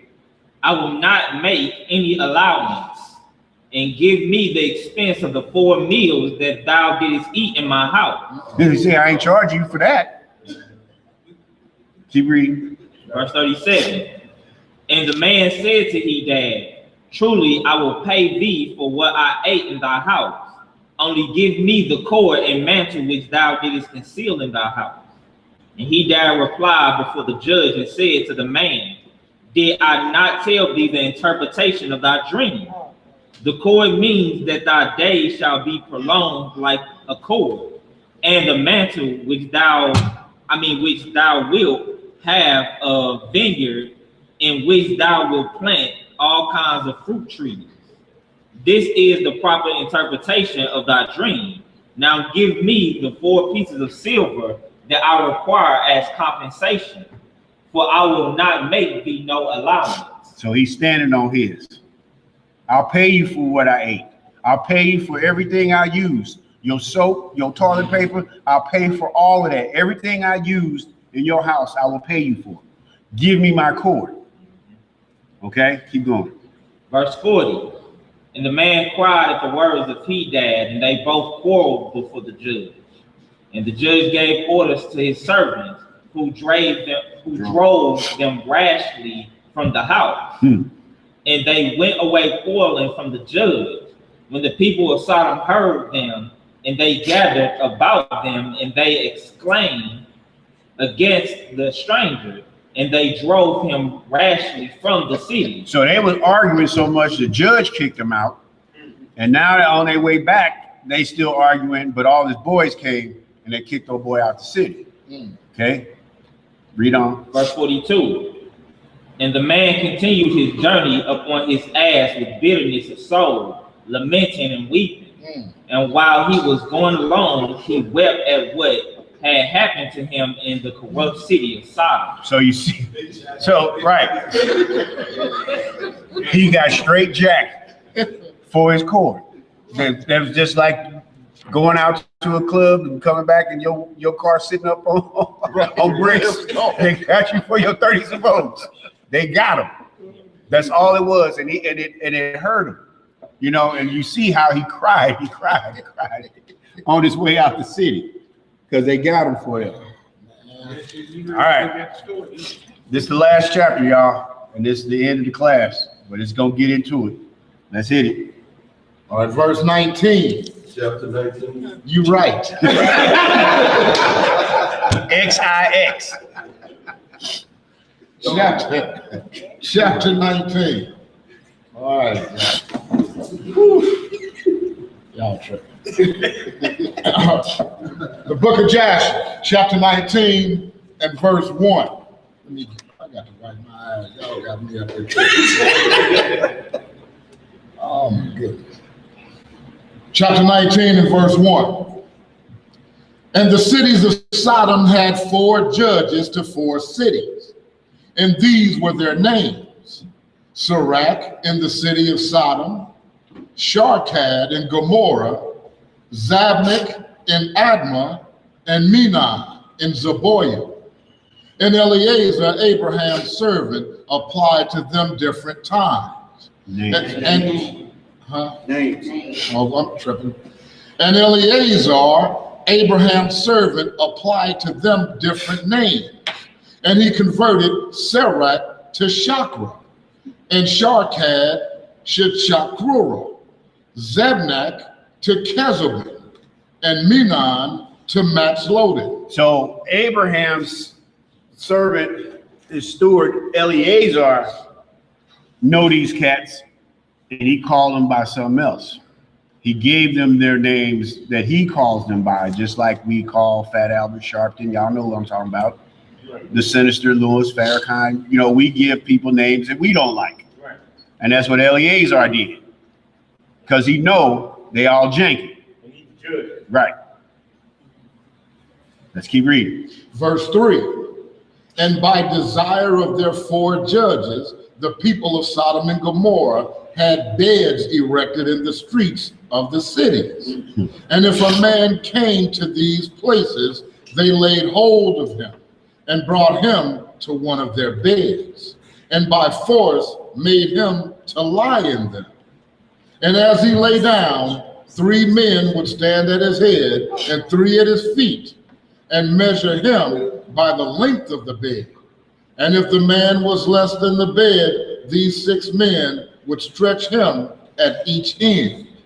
And when he cried out to them, they would not answer him. So they used a bed as like a scale. When you come through that city, they grab you and throw you on that bed and hold you down. If you wasn't like even with the bed, you was too short, they'd all stretch you out to be even with the bed. Now, what kind of sense does that make at all, period? I don't even get why they would do something like that. But this is what I'm not supposed to get it. It's wickedness, okay? But if you was too short, they stretched you out. Let's keep reading. Verse 5.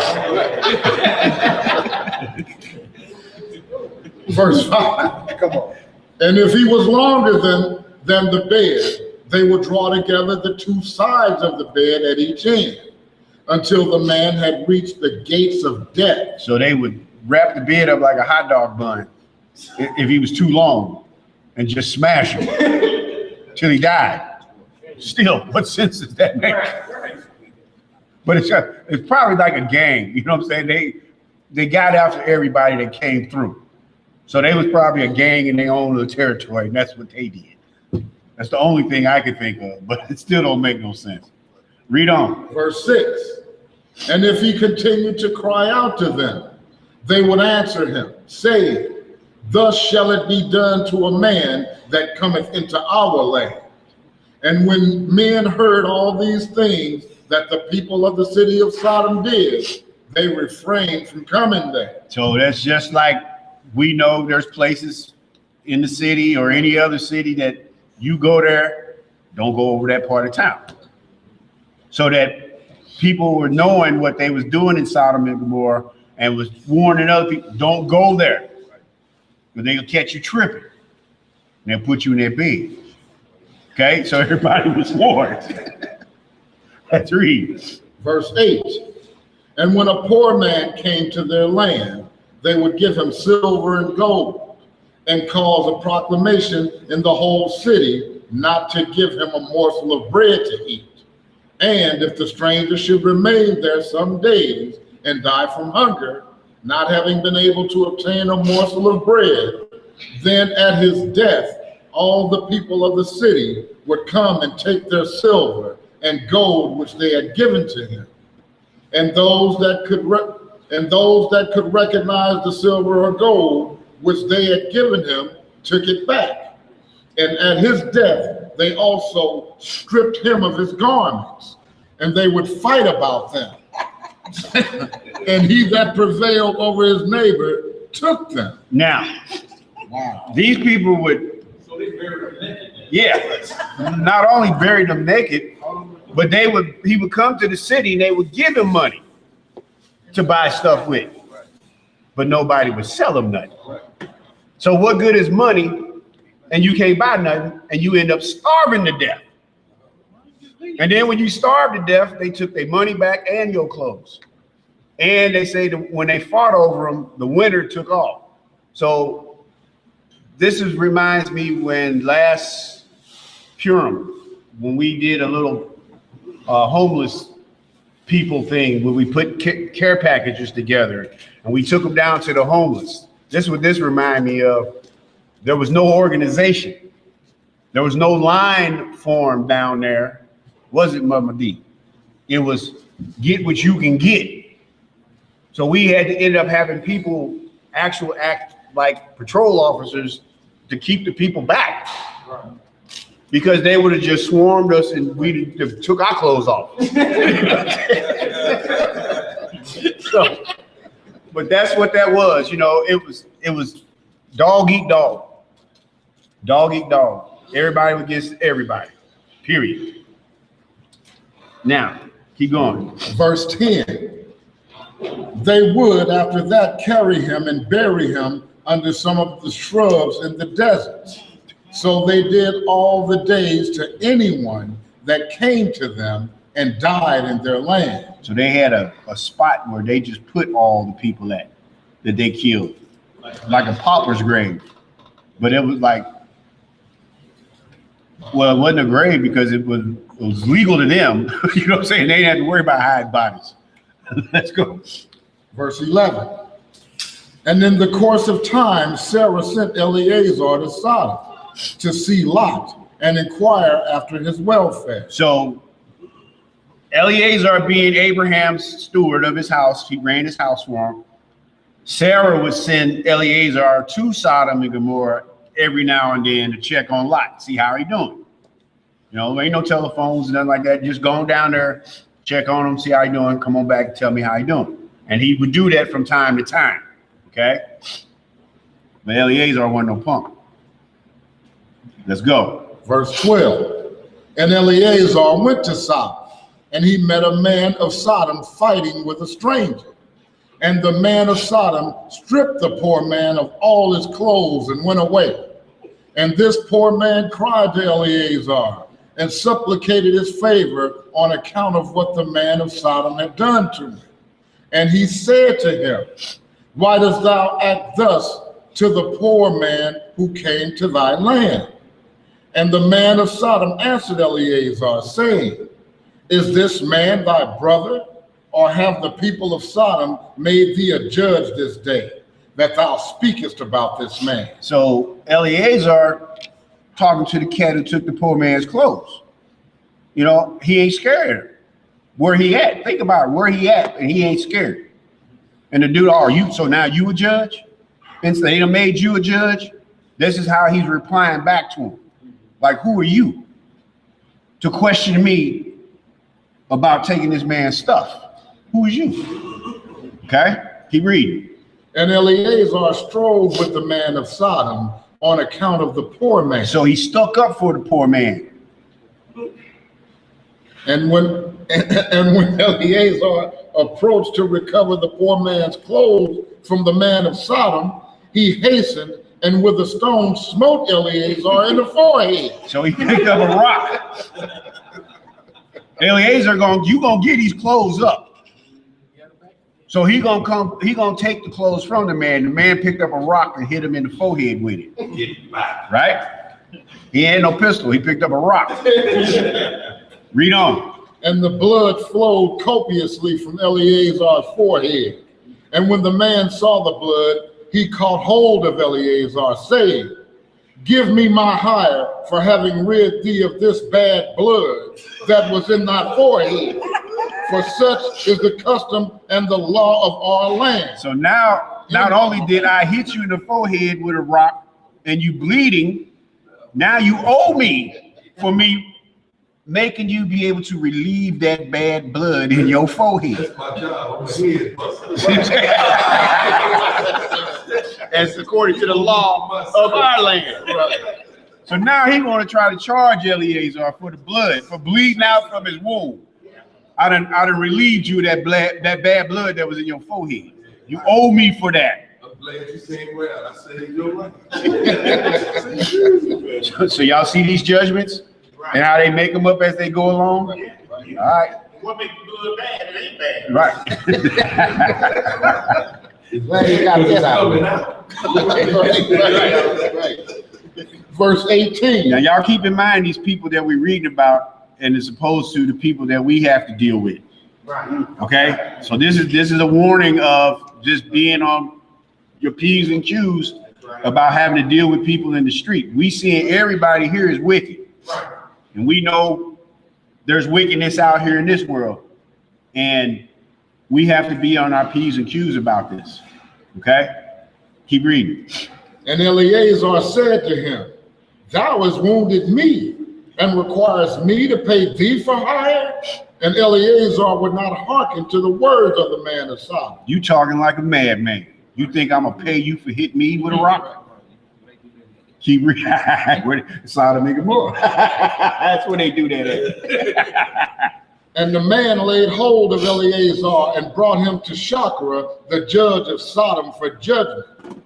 And the man spoke to the judge, saying, I beseech thee, my Lord. Thus has this man done, for I smote him with a stone that the blood flowed from his forehead, and he is unwilling to give me my hide. And the judge said to Eleazar, this man speaketh truth to thee. Give him his hide, for this is the custom in our land.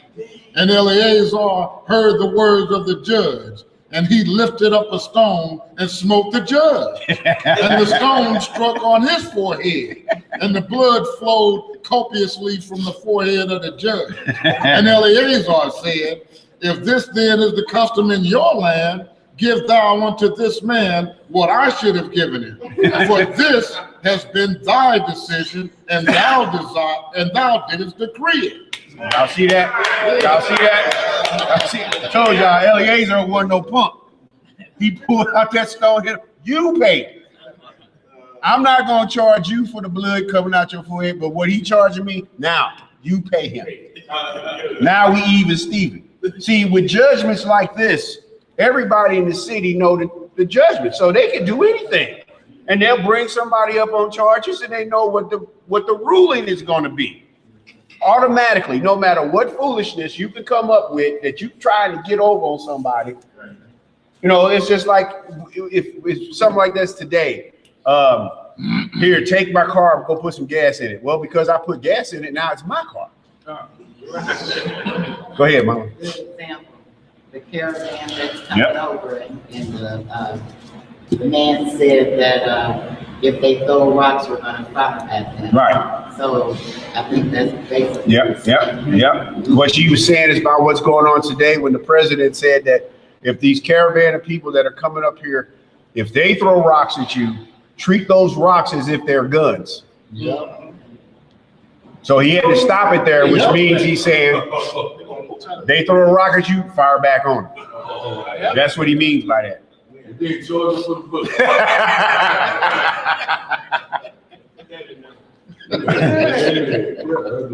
All right, where we at? Verse 22. And Eleazar left the man of Sodom with the judge, and he went away. Went on about his business, and ain't nobody came running after him either.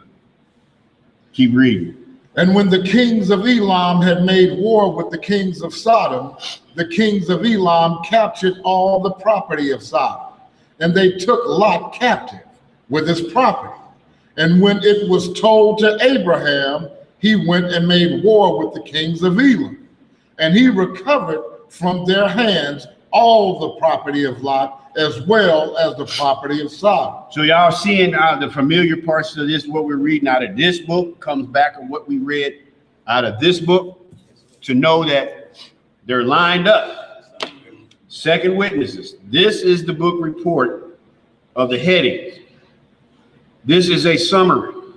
These are the detailed accounts of the everyday things that happen. So we're seeing they line up perfectly. Correct. All right, first and second witnesses. Keep going. Verse 24. At that time, the wife of Lot bare him a daughter, and he called her name Paltith, saying, because Yah hath delivered him and his whole household from the kings of Elam. And Paltith, daughter of Lot, grew up, and one of the men of Sodom took her for a wife. And a poor man came into the city to seek a maintenance, and he remained in the city some days. And all the people of Sodom caused a proclamation of their custom not to give this man a morsel of bread to eat until he dropped dead upon the earth. And they did so. So the whole city, I mean, it's kind of hard to imagine that the law of the land was that. Somebody come here, don't help them. Don't feed them. Let them die. Y'all see this? So we know the wickedness and the things that we see in our lives today, but this wickedness thing ain't nothing new. But the whole city's in Confederate together. This is the way we roll over here.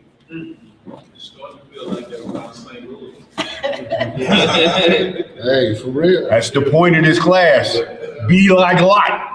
Of all the stuff that we go through, all the stuff that we see, even because sometimes I be like, I know like you had that got mad sometimes. You see what I'm saying? Being eschewed by evil all the time, hollering, screaming, cussing at people. You know, y'all know I drive for a living, and that's where this come from. And it's not going to change. So I go back to work Tuesday. It's not going to change from Friday, yesterday. Of the stuff that's going on, it's going to continue to go on, and it's not going to get better. It's only going to get worse. So we're seeing wicked people here and the things that they're doing, and this is the whole city. You can't even pass through here and get help. No.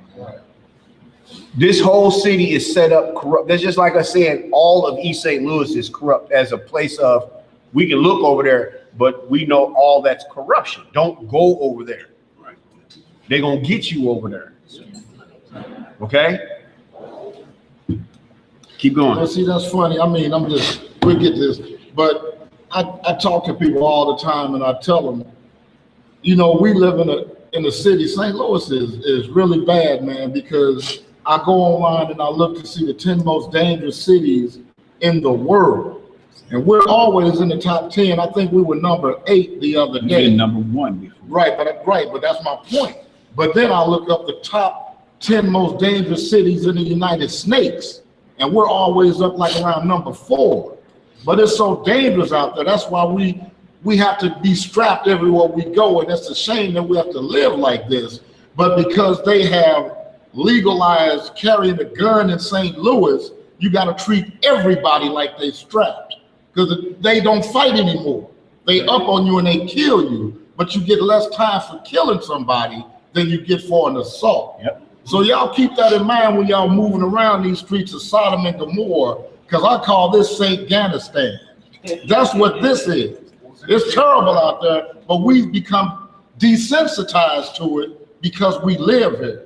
We know what areas not to go. We know what streets not to turn down, but just like some of these people that fell up in there and didn't know what the hell they were and got dealt with, you get dealt with here in St. Lucifer. You understand? So just to throw that out there, man, because I talk to people about that all the time, but you got to treat everybody like just like they tried to kill our brother a week ago. You know, down on Martin Luther King, one of the most dangerous streets in every city is Dr. Martin Luther King, but they didn't get him. All praises to the Most High. And I hope my brother healing up with him. So we get back to the script. Yeah, I just want to just add to that the fact that even though, like you say, we can all carry, I always ask him and keep it, Lord. Even though I got it, I pray I never have to use it. Right. I pray that you keep me from having to do this. That's like we was growing up, we carried a pistol and we wish a nigga would. I wish a nigga wouldn't. You understand? Because I don't want to do nothing to nobody. And I ain't got no money to be paying the court system for having to defend myself against, I wish a nigga would. Don't try me, please. Bullets cost $1 a piece and I ain't really got the money to spend. All right. You know, we got to keep the Most High first. Exactly. Trust in Him more than that pistol. Yeah. You can't trust in that They pistol. say they don't have a pistol, but trust in the Most High more than that, because He can keep you from never having to even pull it out. That's right. Even when it's dangerous. Yeah. Yep. He can give you the right words to fix that. Exactly. That's right. That's right. That dude walking off. Right. He like, my bad, bro. He gone. Yeah. Right. What you got, bro? I'm just saying, to add on to that, we are all living in the middle of Sodom and Gomorrah. Right. Yeah. Okay. So, like you said, we all have to be weary of the things that are around us.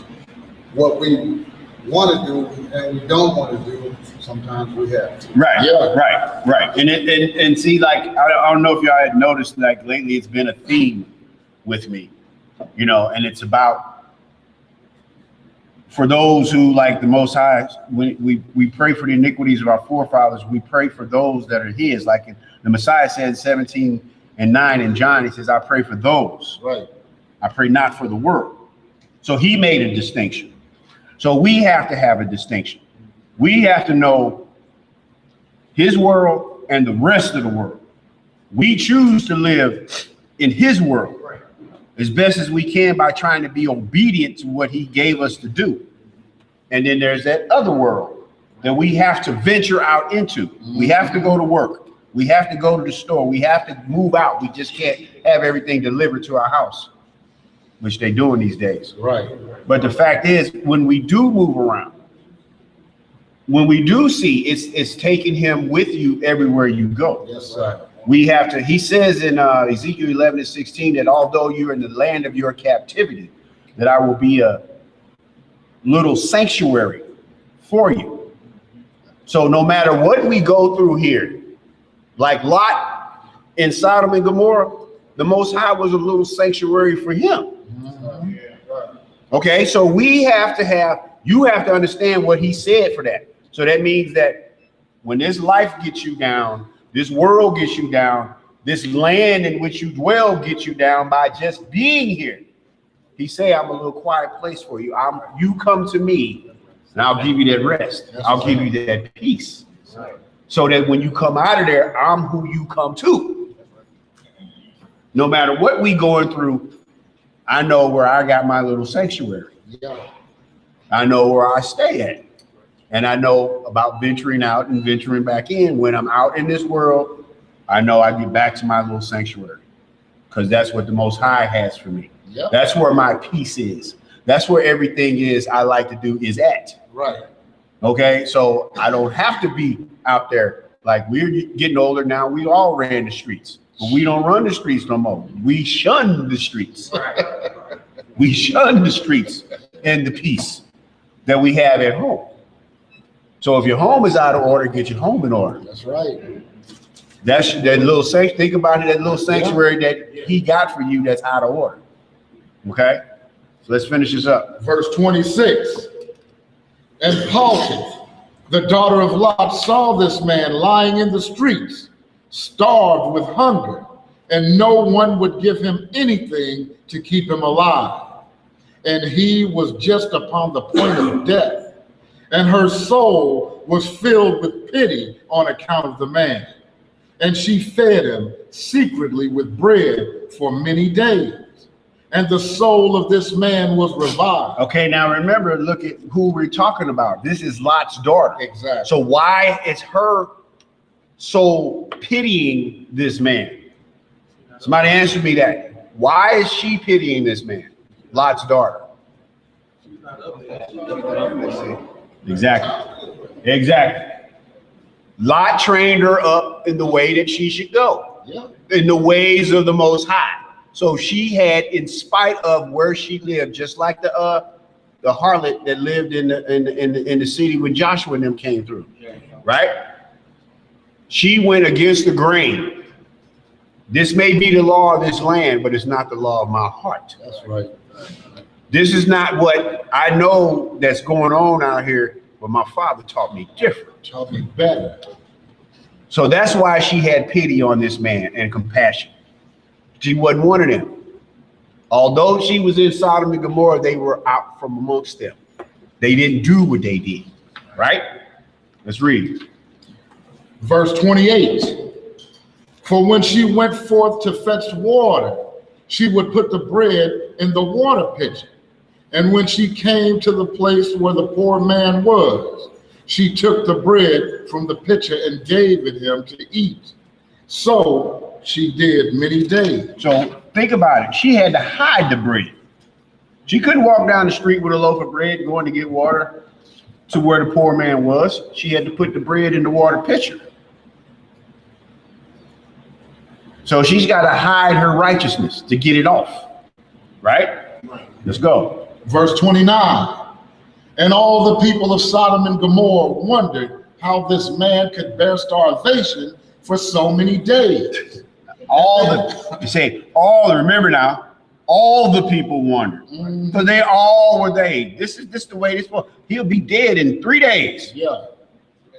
Because he can't eat nothing from here. Right? Keep reading. And they said to each other, this can only be that he eats and drinks. For no man can bear starvation for so many days or lives as this man has, without even his countenance changing. And 3 men concealed themselves in a place where the poor man was stationed. to know who it was that brought him bread to eat. So to them, they're seeing this man and he's looking the same exact every day. He's not getting weaker. He's smiling. He's not decaying. His health is not declining. They're saying his countenance hasn't changed. How can he still look just like this every single day and he ain't ate or drank nothing? Keep reading. Verse 31. And Paltith, daughter of Lot, went forth that day to fetch water. And she put bread into her pitcher of water. And she went to draw water by the poor man's place. And she took out the bread from the pitcher and gave it to the poor man, and he ate it. And the three men saw what Paltith did to the poor man. And they said to her, it is thou then who hast supported him. And therefore has he not starved, nor changed in appearance, nor died like the rest. So we know that they was sitting out, they sent their own little spies out to watch the man to see how is he still able to be sustained. Somebody got to be feeding him and giving him something to drink. So when they set up and found out that it was Peltith, Lot's daughter, doing it, they busted her in the act of doing it. Read on. And the three men went out of the place in which they were concealed, and they seized Paul and the bread which was in the poor man's hand. And they took Paul and brought her before the judge. And they said to them, thus did she do, and it is she who supplied the poor man with bread. Therefore did he not die all this time?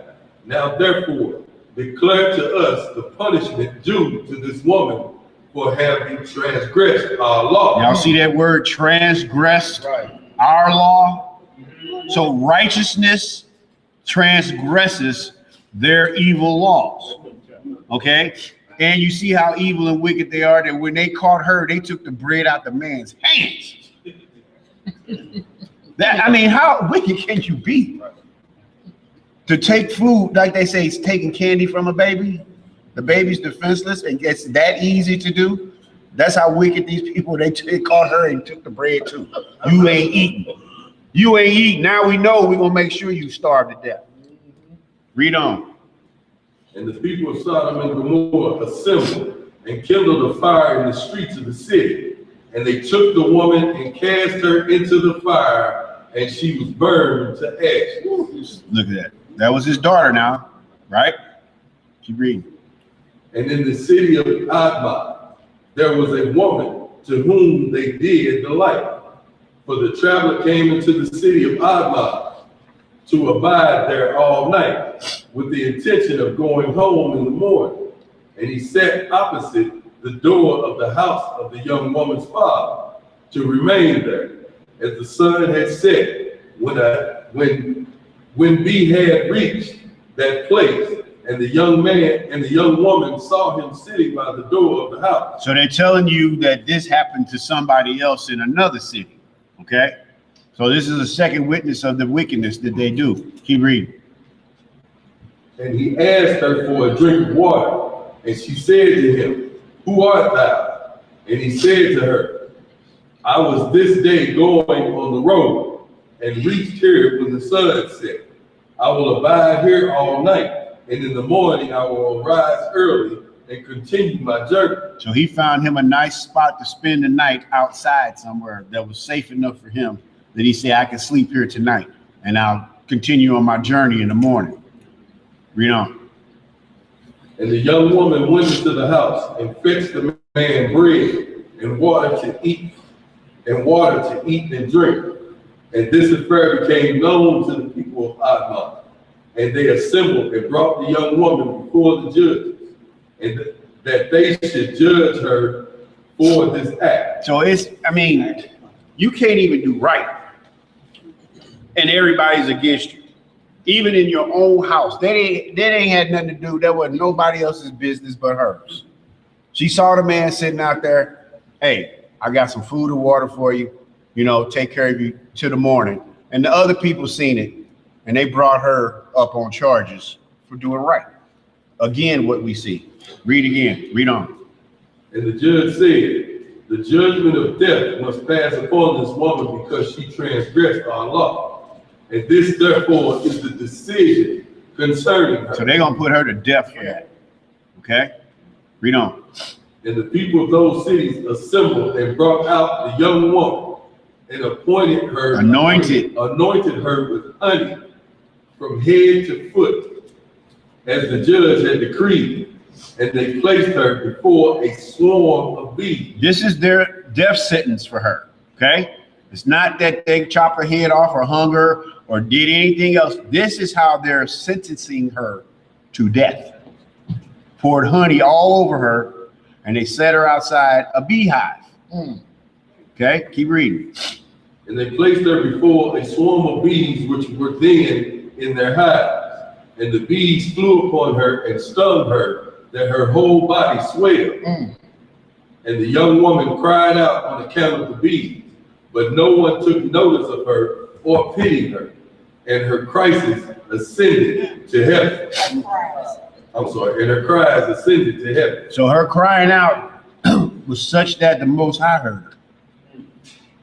This woman's being stung all over her body at one time by a swarm of bees, and her cries, she cried out, the Most High heard her. All right, keep reading. And the Lord was provoked at this and at all the works of the cities of Sodom. So he specifically says there that the Lord was provoked at this and all the rest of the stuff. This one here was the straw that broke the camel's back. Had enough of this. I'm done. I'm done. Okay? This woman, what they did to her, this is where the Most High said, all right, it's time up. That's it. Time up. Keep reading.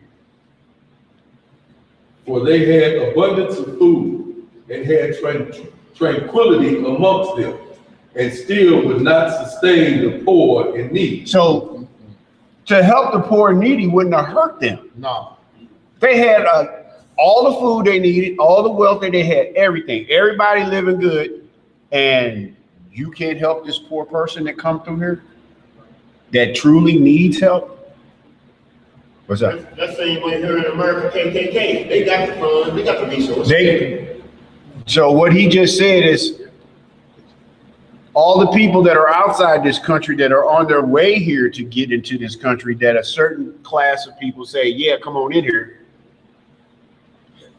You're not taking care of your own here. There's poor and needy right here, right now, that y'all not addressing.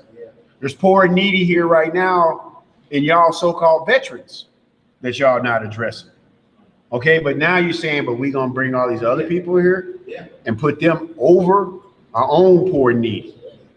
But these people here, you was either with them or you was, if you wasn't one of them, you was an enemy of them. They didn't care about you. Right. But they had the means that they could have helped you. But not only do they not help you, they go a step further and say, if you help somebody, we're going to kill you. Right. Right. Now, y'all see the level of this wickedness? That's the level of the wickedness that, what's up, bro? You're right. That same example, that's just like in Luke 16, the rich man and Lazarus. Yeah. Now, mind you, he was rich. Right. Had more than enough. Excellent. Not only feed them, right, and not giving them crumbs on the floor, but had enough money to heal right. them. Look down on them every day.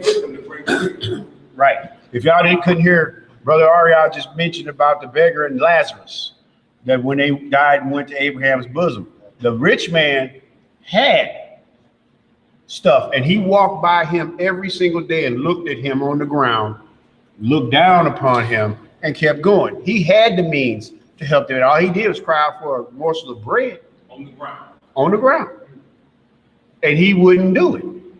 But then when it came to that separation and that great void that was between them, and he seen Lazarus over there in Abraham's bosom, now he was asking for just a drop of water on his tongue. Yeah.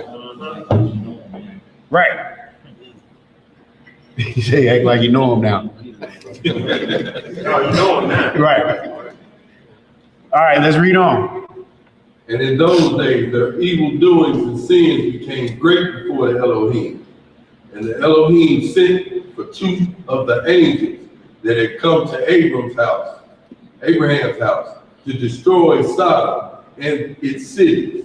And the angels arose up from the door of Abram's tent after they had eaten and drunk. So y'all see how this story brought us right back now to we going back into Sodom at the destruction? Yep.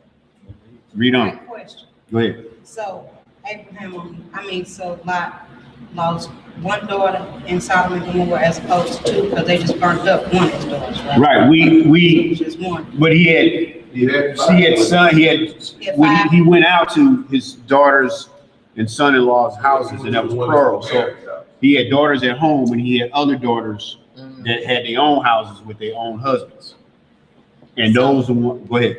So when he left Sodom and Gomorrah, he left with his wife and two daughters. Two daughters, the ones that lived with him. And how many daughters was left behind? If I'm not mistaken, I think it was two. He had two other daughters, 2 or 3 other daughters outside. And then this one just was killed. Right. Yeah. Like the other point she was making, that how many daughters had we know? One of them died. 2 of them went out with him.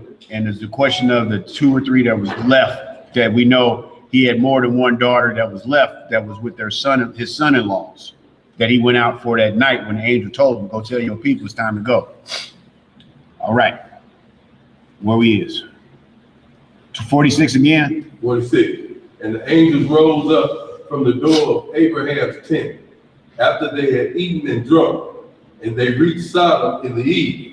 And Lot was then sitting in the gate of Sodom. And when he saw them, he arose to meet them and bowed down to the ground.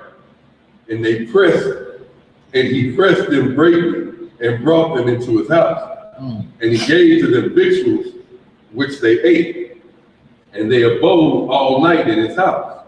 And the angel said to Lot, arise, go forth from this place, thou and all belonging to thee, lest thou be consumed in the iniquity of this city, for the Elohim will destroy this place. And the angels laid hold upon the hand of Lot, and upon the hand of his wife, and upon the hands of his children, and all belonging to him. And they brought them forth and set them without the city. Yeah, see that we just talked about that in the scripts in Genesis, how the angels brought them forth and laid their hands and took them by the hands and set them. Same exact verse, written the same exact way. Okay, keep reading. And they said to Lot, escape for thy life. And he fled, and all belonging to him. Then the Lord rained upon Sodom and Gomorrah, and upon all the cities, brimstone and fire from the Lord out of heaven. And he overthrew these cities, all the plain and all the inhabitants of the cities, and that which grew upon the ground. And Abram, the wife of Lot, looked back to see the destruction of the city. So now we know what Lot's wife's name was. Okay, so you see that. Read on. For her compassion was moved on account of her daughters, who remained in Sodom, for they did not go with her. See that? So now we see that she had daughters, more than one, that was left in the city with their husbands. So at minimum, we know he had 5 daughters. Okay? And when she looked back, she became a pillar of salt. And it is yet in that place unto this day. Read this here. Go ahead. And the oxen which stood in the place daily licked up the salt to the extremities of their feet. And in the morning it would spring forth afresh. And they again licked it up unto this day. So that means that salt that Ado is right now dissolves enough to where it's on the ground and the animals will come and lick it up every day. We all know animals eat salt. They buy salt licks for cows. They buy salt licks for people who hunt and deer. They set them out to attract them into their neighborhood. And we see here that the animals would come and they would lick the salt off the ground every day. That was Lot's wife. Read on. And Abram rose up early in the morning. Oh no, I skipped it last. And Lot and two of his daughters that remained with him fled and escaped to the cave of Adullam, and they remained there for some time. And Abram rose up early in the morning to see what had been done to the cities of Sodom. And he looked and beheld the smoke of the cities going up like a smoke of a furnace. And Lot and his two daughters remained in the cave, and they made their father drink wine, and they lay with him. For they said there was no man upon the earth that could raise up seed from them. For they brought that whole earth, they thought that the whole earth was destroyed. So y'all see that right there. This is why they believe that. The destruction that the Most High put down on Sodom and Gomorrah, they said it's a through piece. The whole earth is done with. And we're the only 3 souls left. Okay? And they both lay with their father, and they conceived and bare sons. And the firstborn called the name of her son Moab, saying, from my father did I conceive him. He is the father of the Moabites unto this day. And the younger called her son Benjamin. He is the father of the children of Ammon unto this day. Last verse, y'all. And after this, Lot and his 2 daughters went away from there. And he dwelt on the other side of Jordan with his 2 daughters and their sons. And the sons of Lot grew up, and they went and took themselves wives from the land of Canaan, and they begat children, and they were fruitful and multiplied. Can you imagine what they thought when they saw other people were still left? Because we sure don't see that he went back with Abraham. I haven't seen that Abraham and Lot came back together. I'm not saying it didn't happen, but we didn't see it here. When he left, they got themselves together. They went over on the other side of Jordan. So you don't see that Abraham and Lot, I'm gonna have to do some more study to find out, did Abraham and Lot ever actually come back together? Did Abraham learn that Lot was saved from the destruction of Sodom and Gomorrah? Because we just keep seeing he saw both times we read a big furnace smoke coming up. So, what's your question? Did they against the law of incest? What laws you talking about? No. The laws of the Most High, the laws of man. The laws of man saying is good. Hey, something I wanted to share. I'm finna get off my Facebook page because I've been tripping off my telephone, and they say that your phone be listening and stuff. Me and my rear, we've been talking about taking a little trip somewhere. I ain't did no information on my phone, but I opened my phone this morning, it had hotels in a certain area. If you looked up, and I'm like, wait a minute, what's up with this? Did you look up anything on your phone? I didn't look up anything. She looked this up on the internet, and it said that they do listen to your conversation. Read the permissions. You give the app permission to access everything in your phone, What your else is sound and your volume and your microphone. All of it. All of When that. you click that accept button, you give it permission to listen to you. And then they take over your pictures and all of that stuff. And Everything in your phone, most apps want permission, including your banking information. I mean, because I thought it was kind of strange when I turned my phone on and I said I hadn't looked for any, but now it's listening to me. Did you do it with your web? I didn't do anything. You ain't got to know. And then I can look at something at home. Wi-Fi. You can just be talking about it. It's going to show. I can look at something at home, and then when I go to work, I go online. When I go into Google online at work under my work information, it still brings up advertisements and stuff that I was looking at on my personal Google. Because they all link together. You're linked. I'm gonna just tell y'all I'm gonna do this. Welcome to the I'm gonna give you an old school landline phone.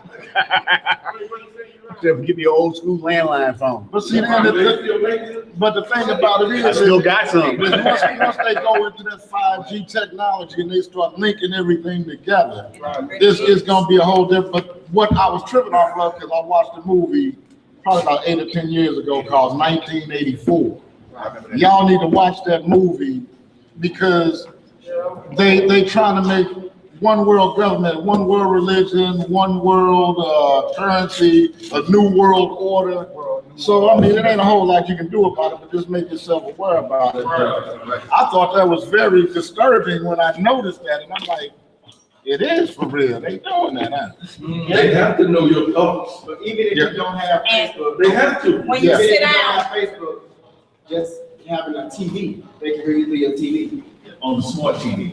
See, and your phone, Ariel, Yeah. and your phone secretly tracks you. Go into your Google Maps Oh, and yeah. hit history, and it'll show you everywhere It'll show you've you where you've been been. because your Wi-Fi registers So when if you you gonna cut it travel. off, you gotta You got like any cut type it. of smart. You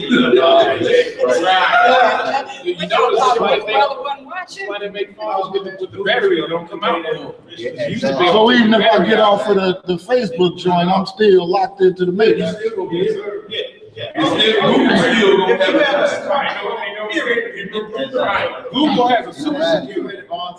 Google actually has a supercomputer that controls all the information. There's 3 of them in the world. Google has one of them.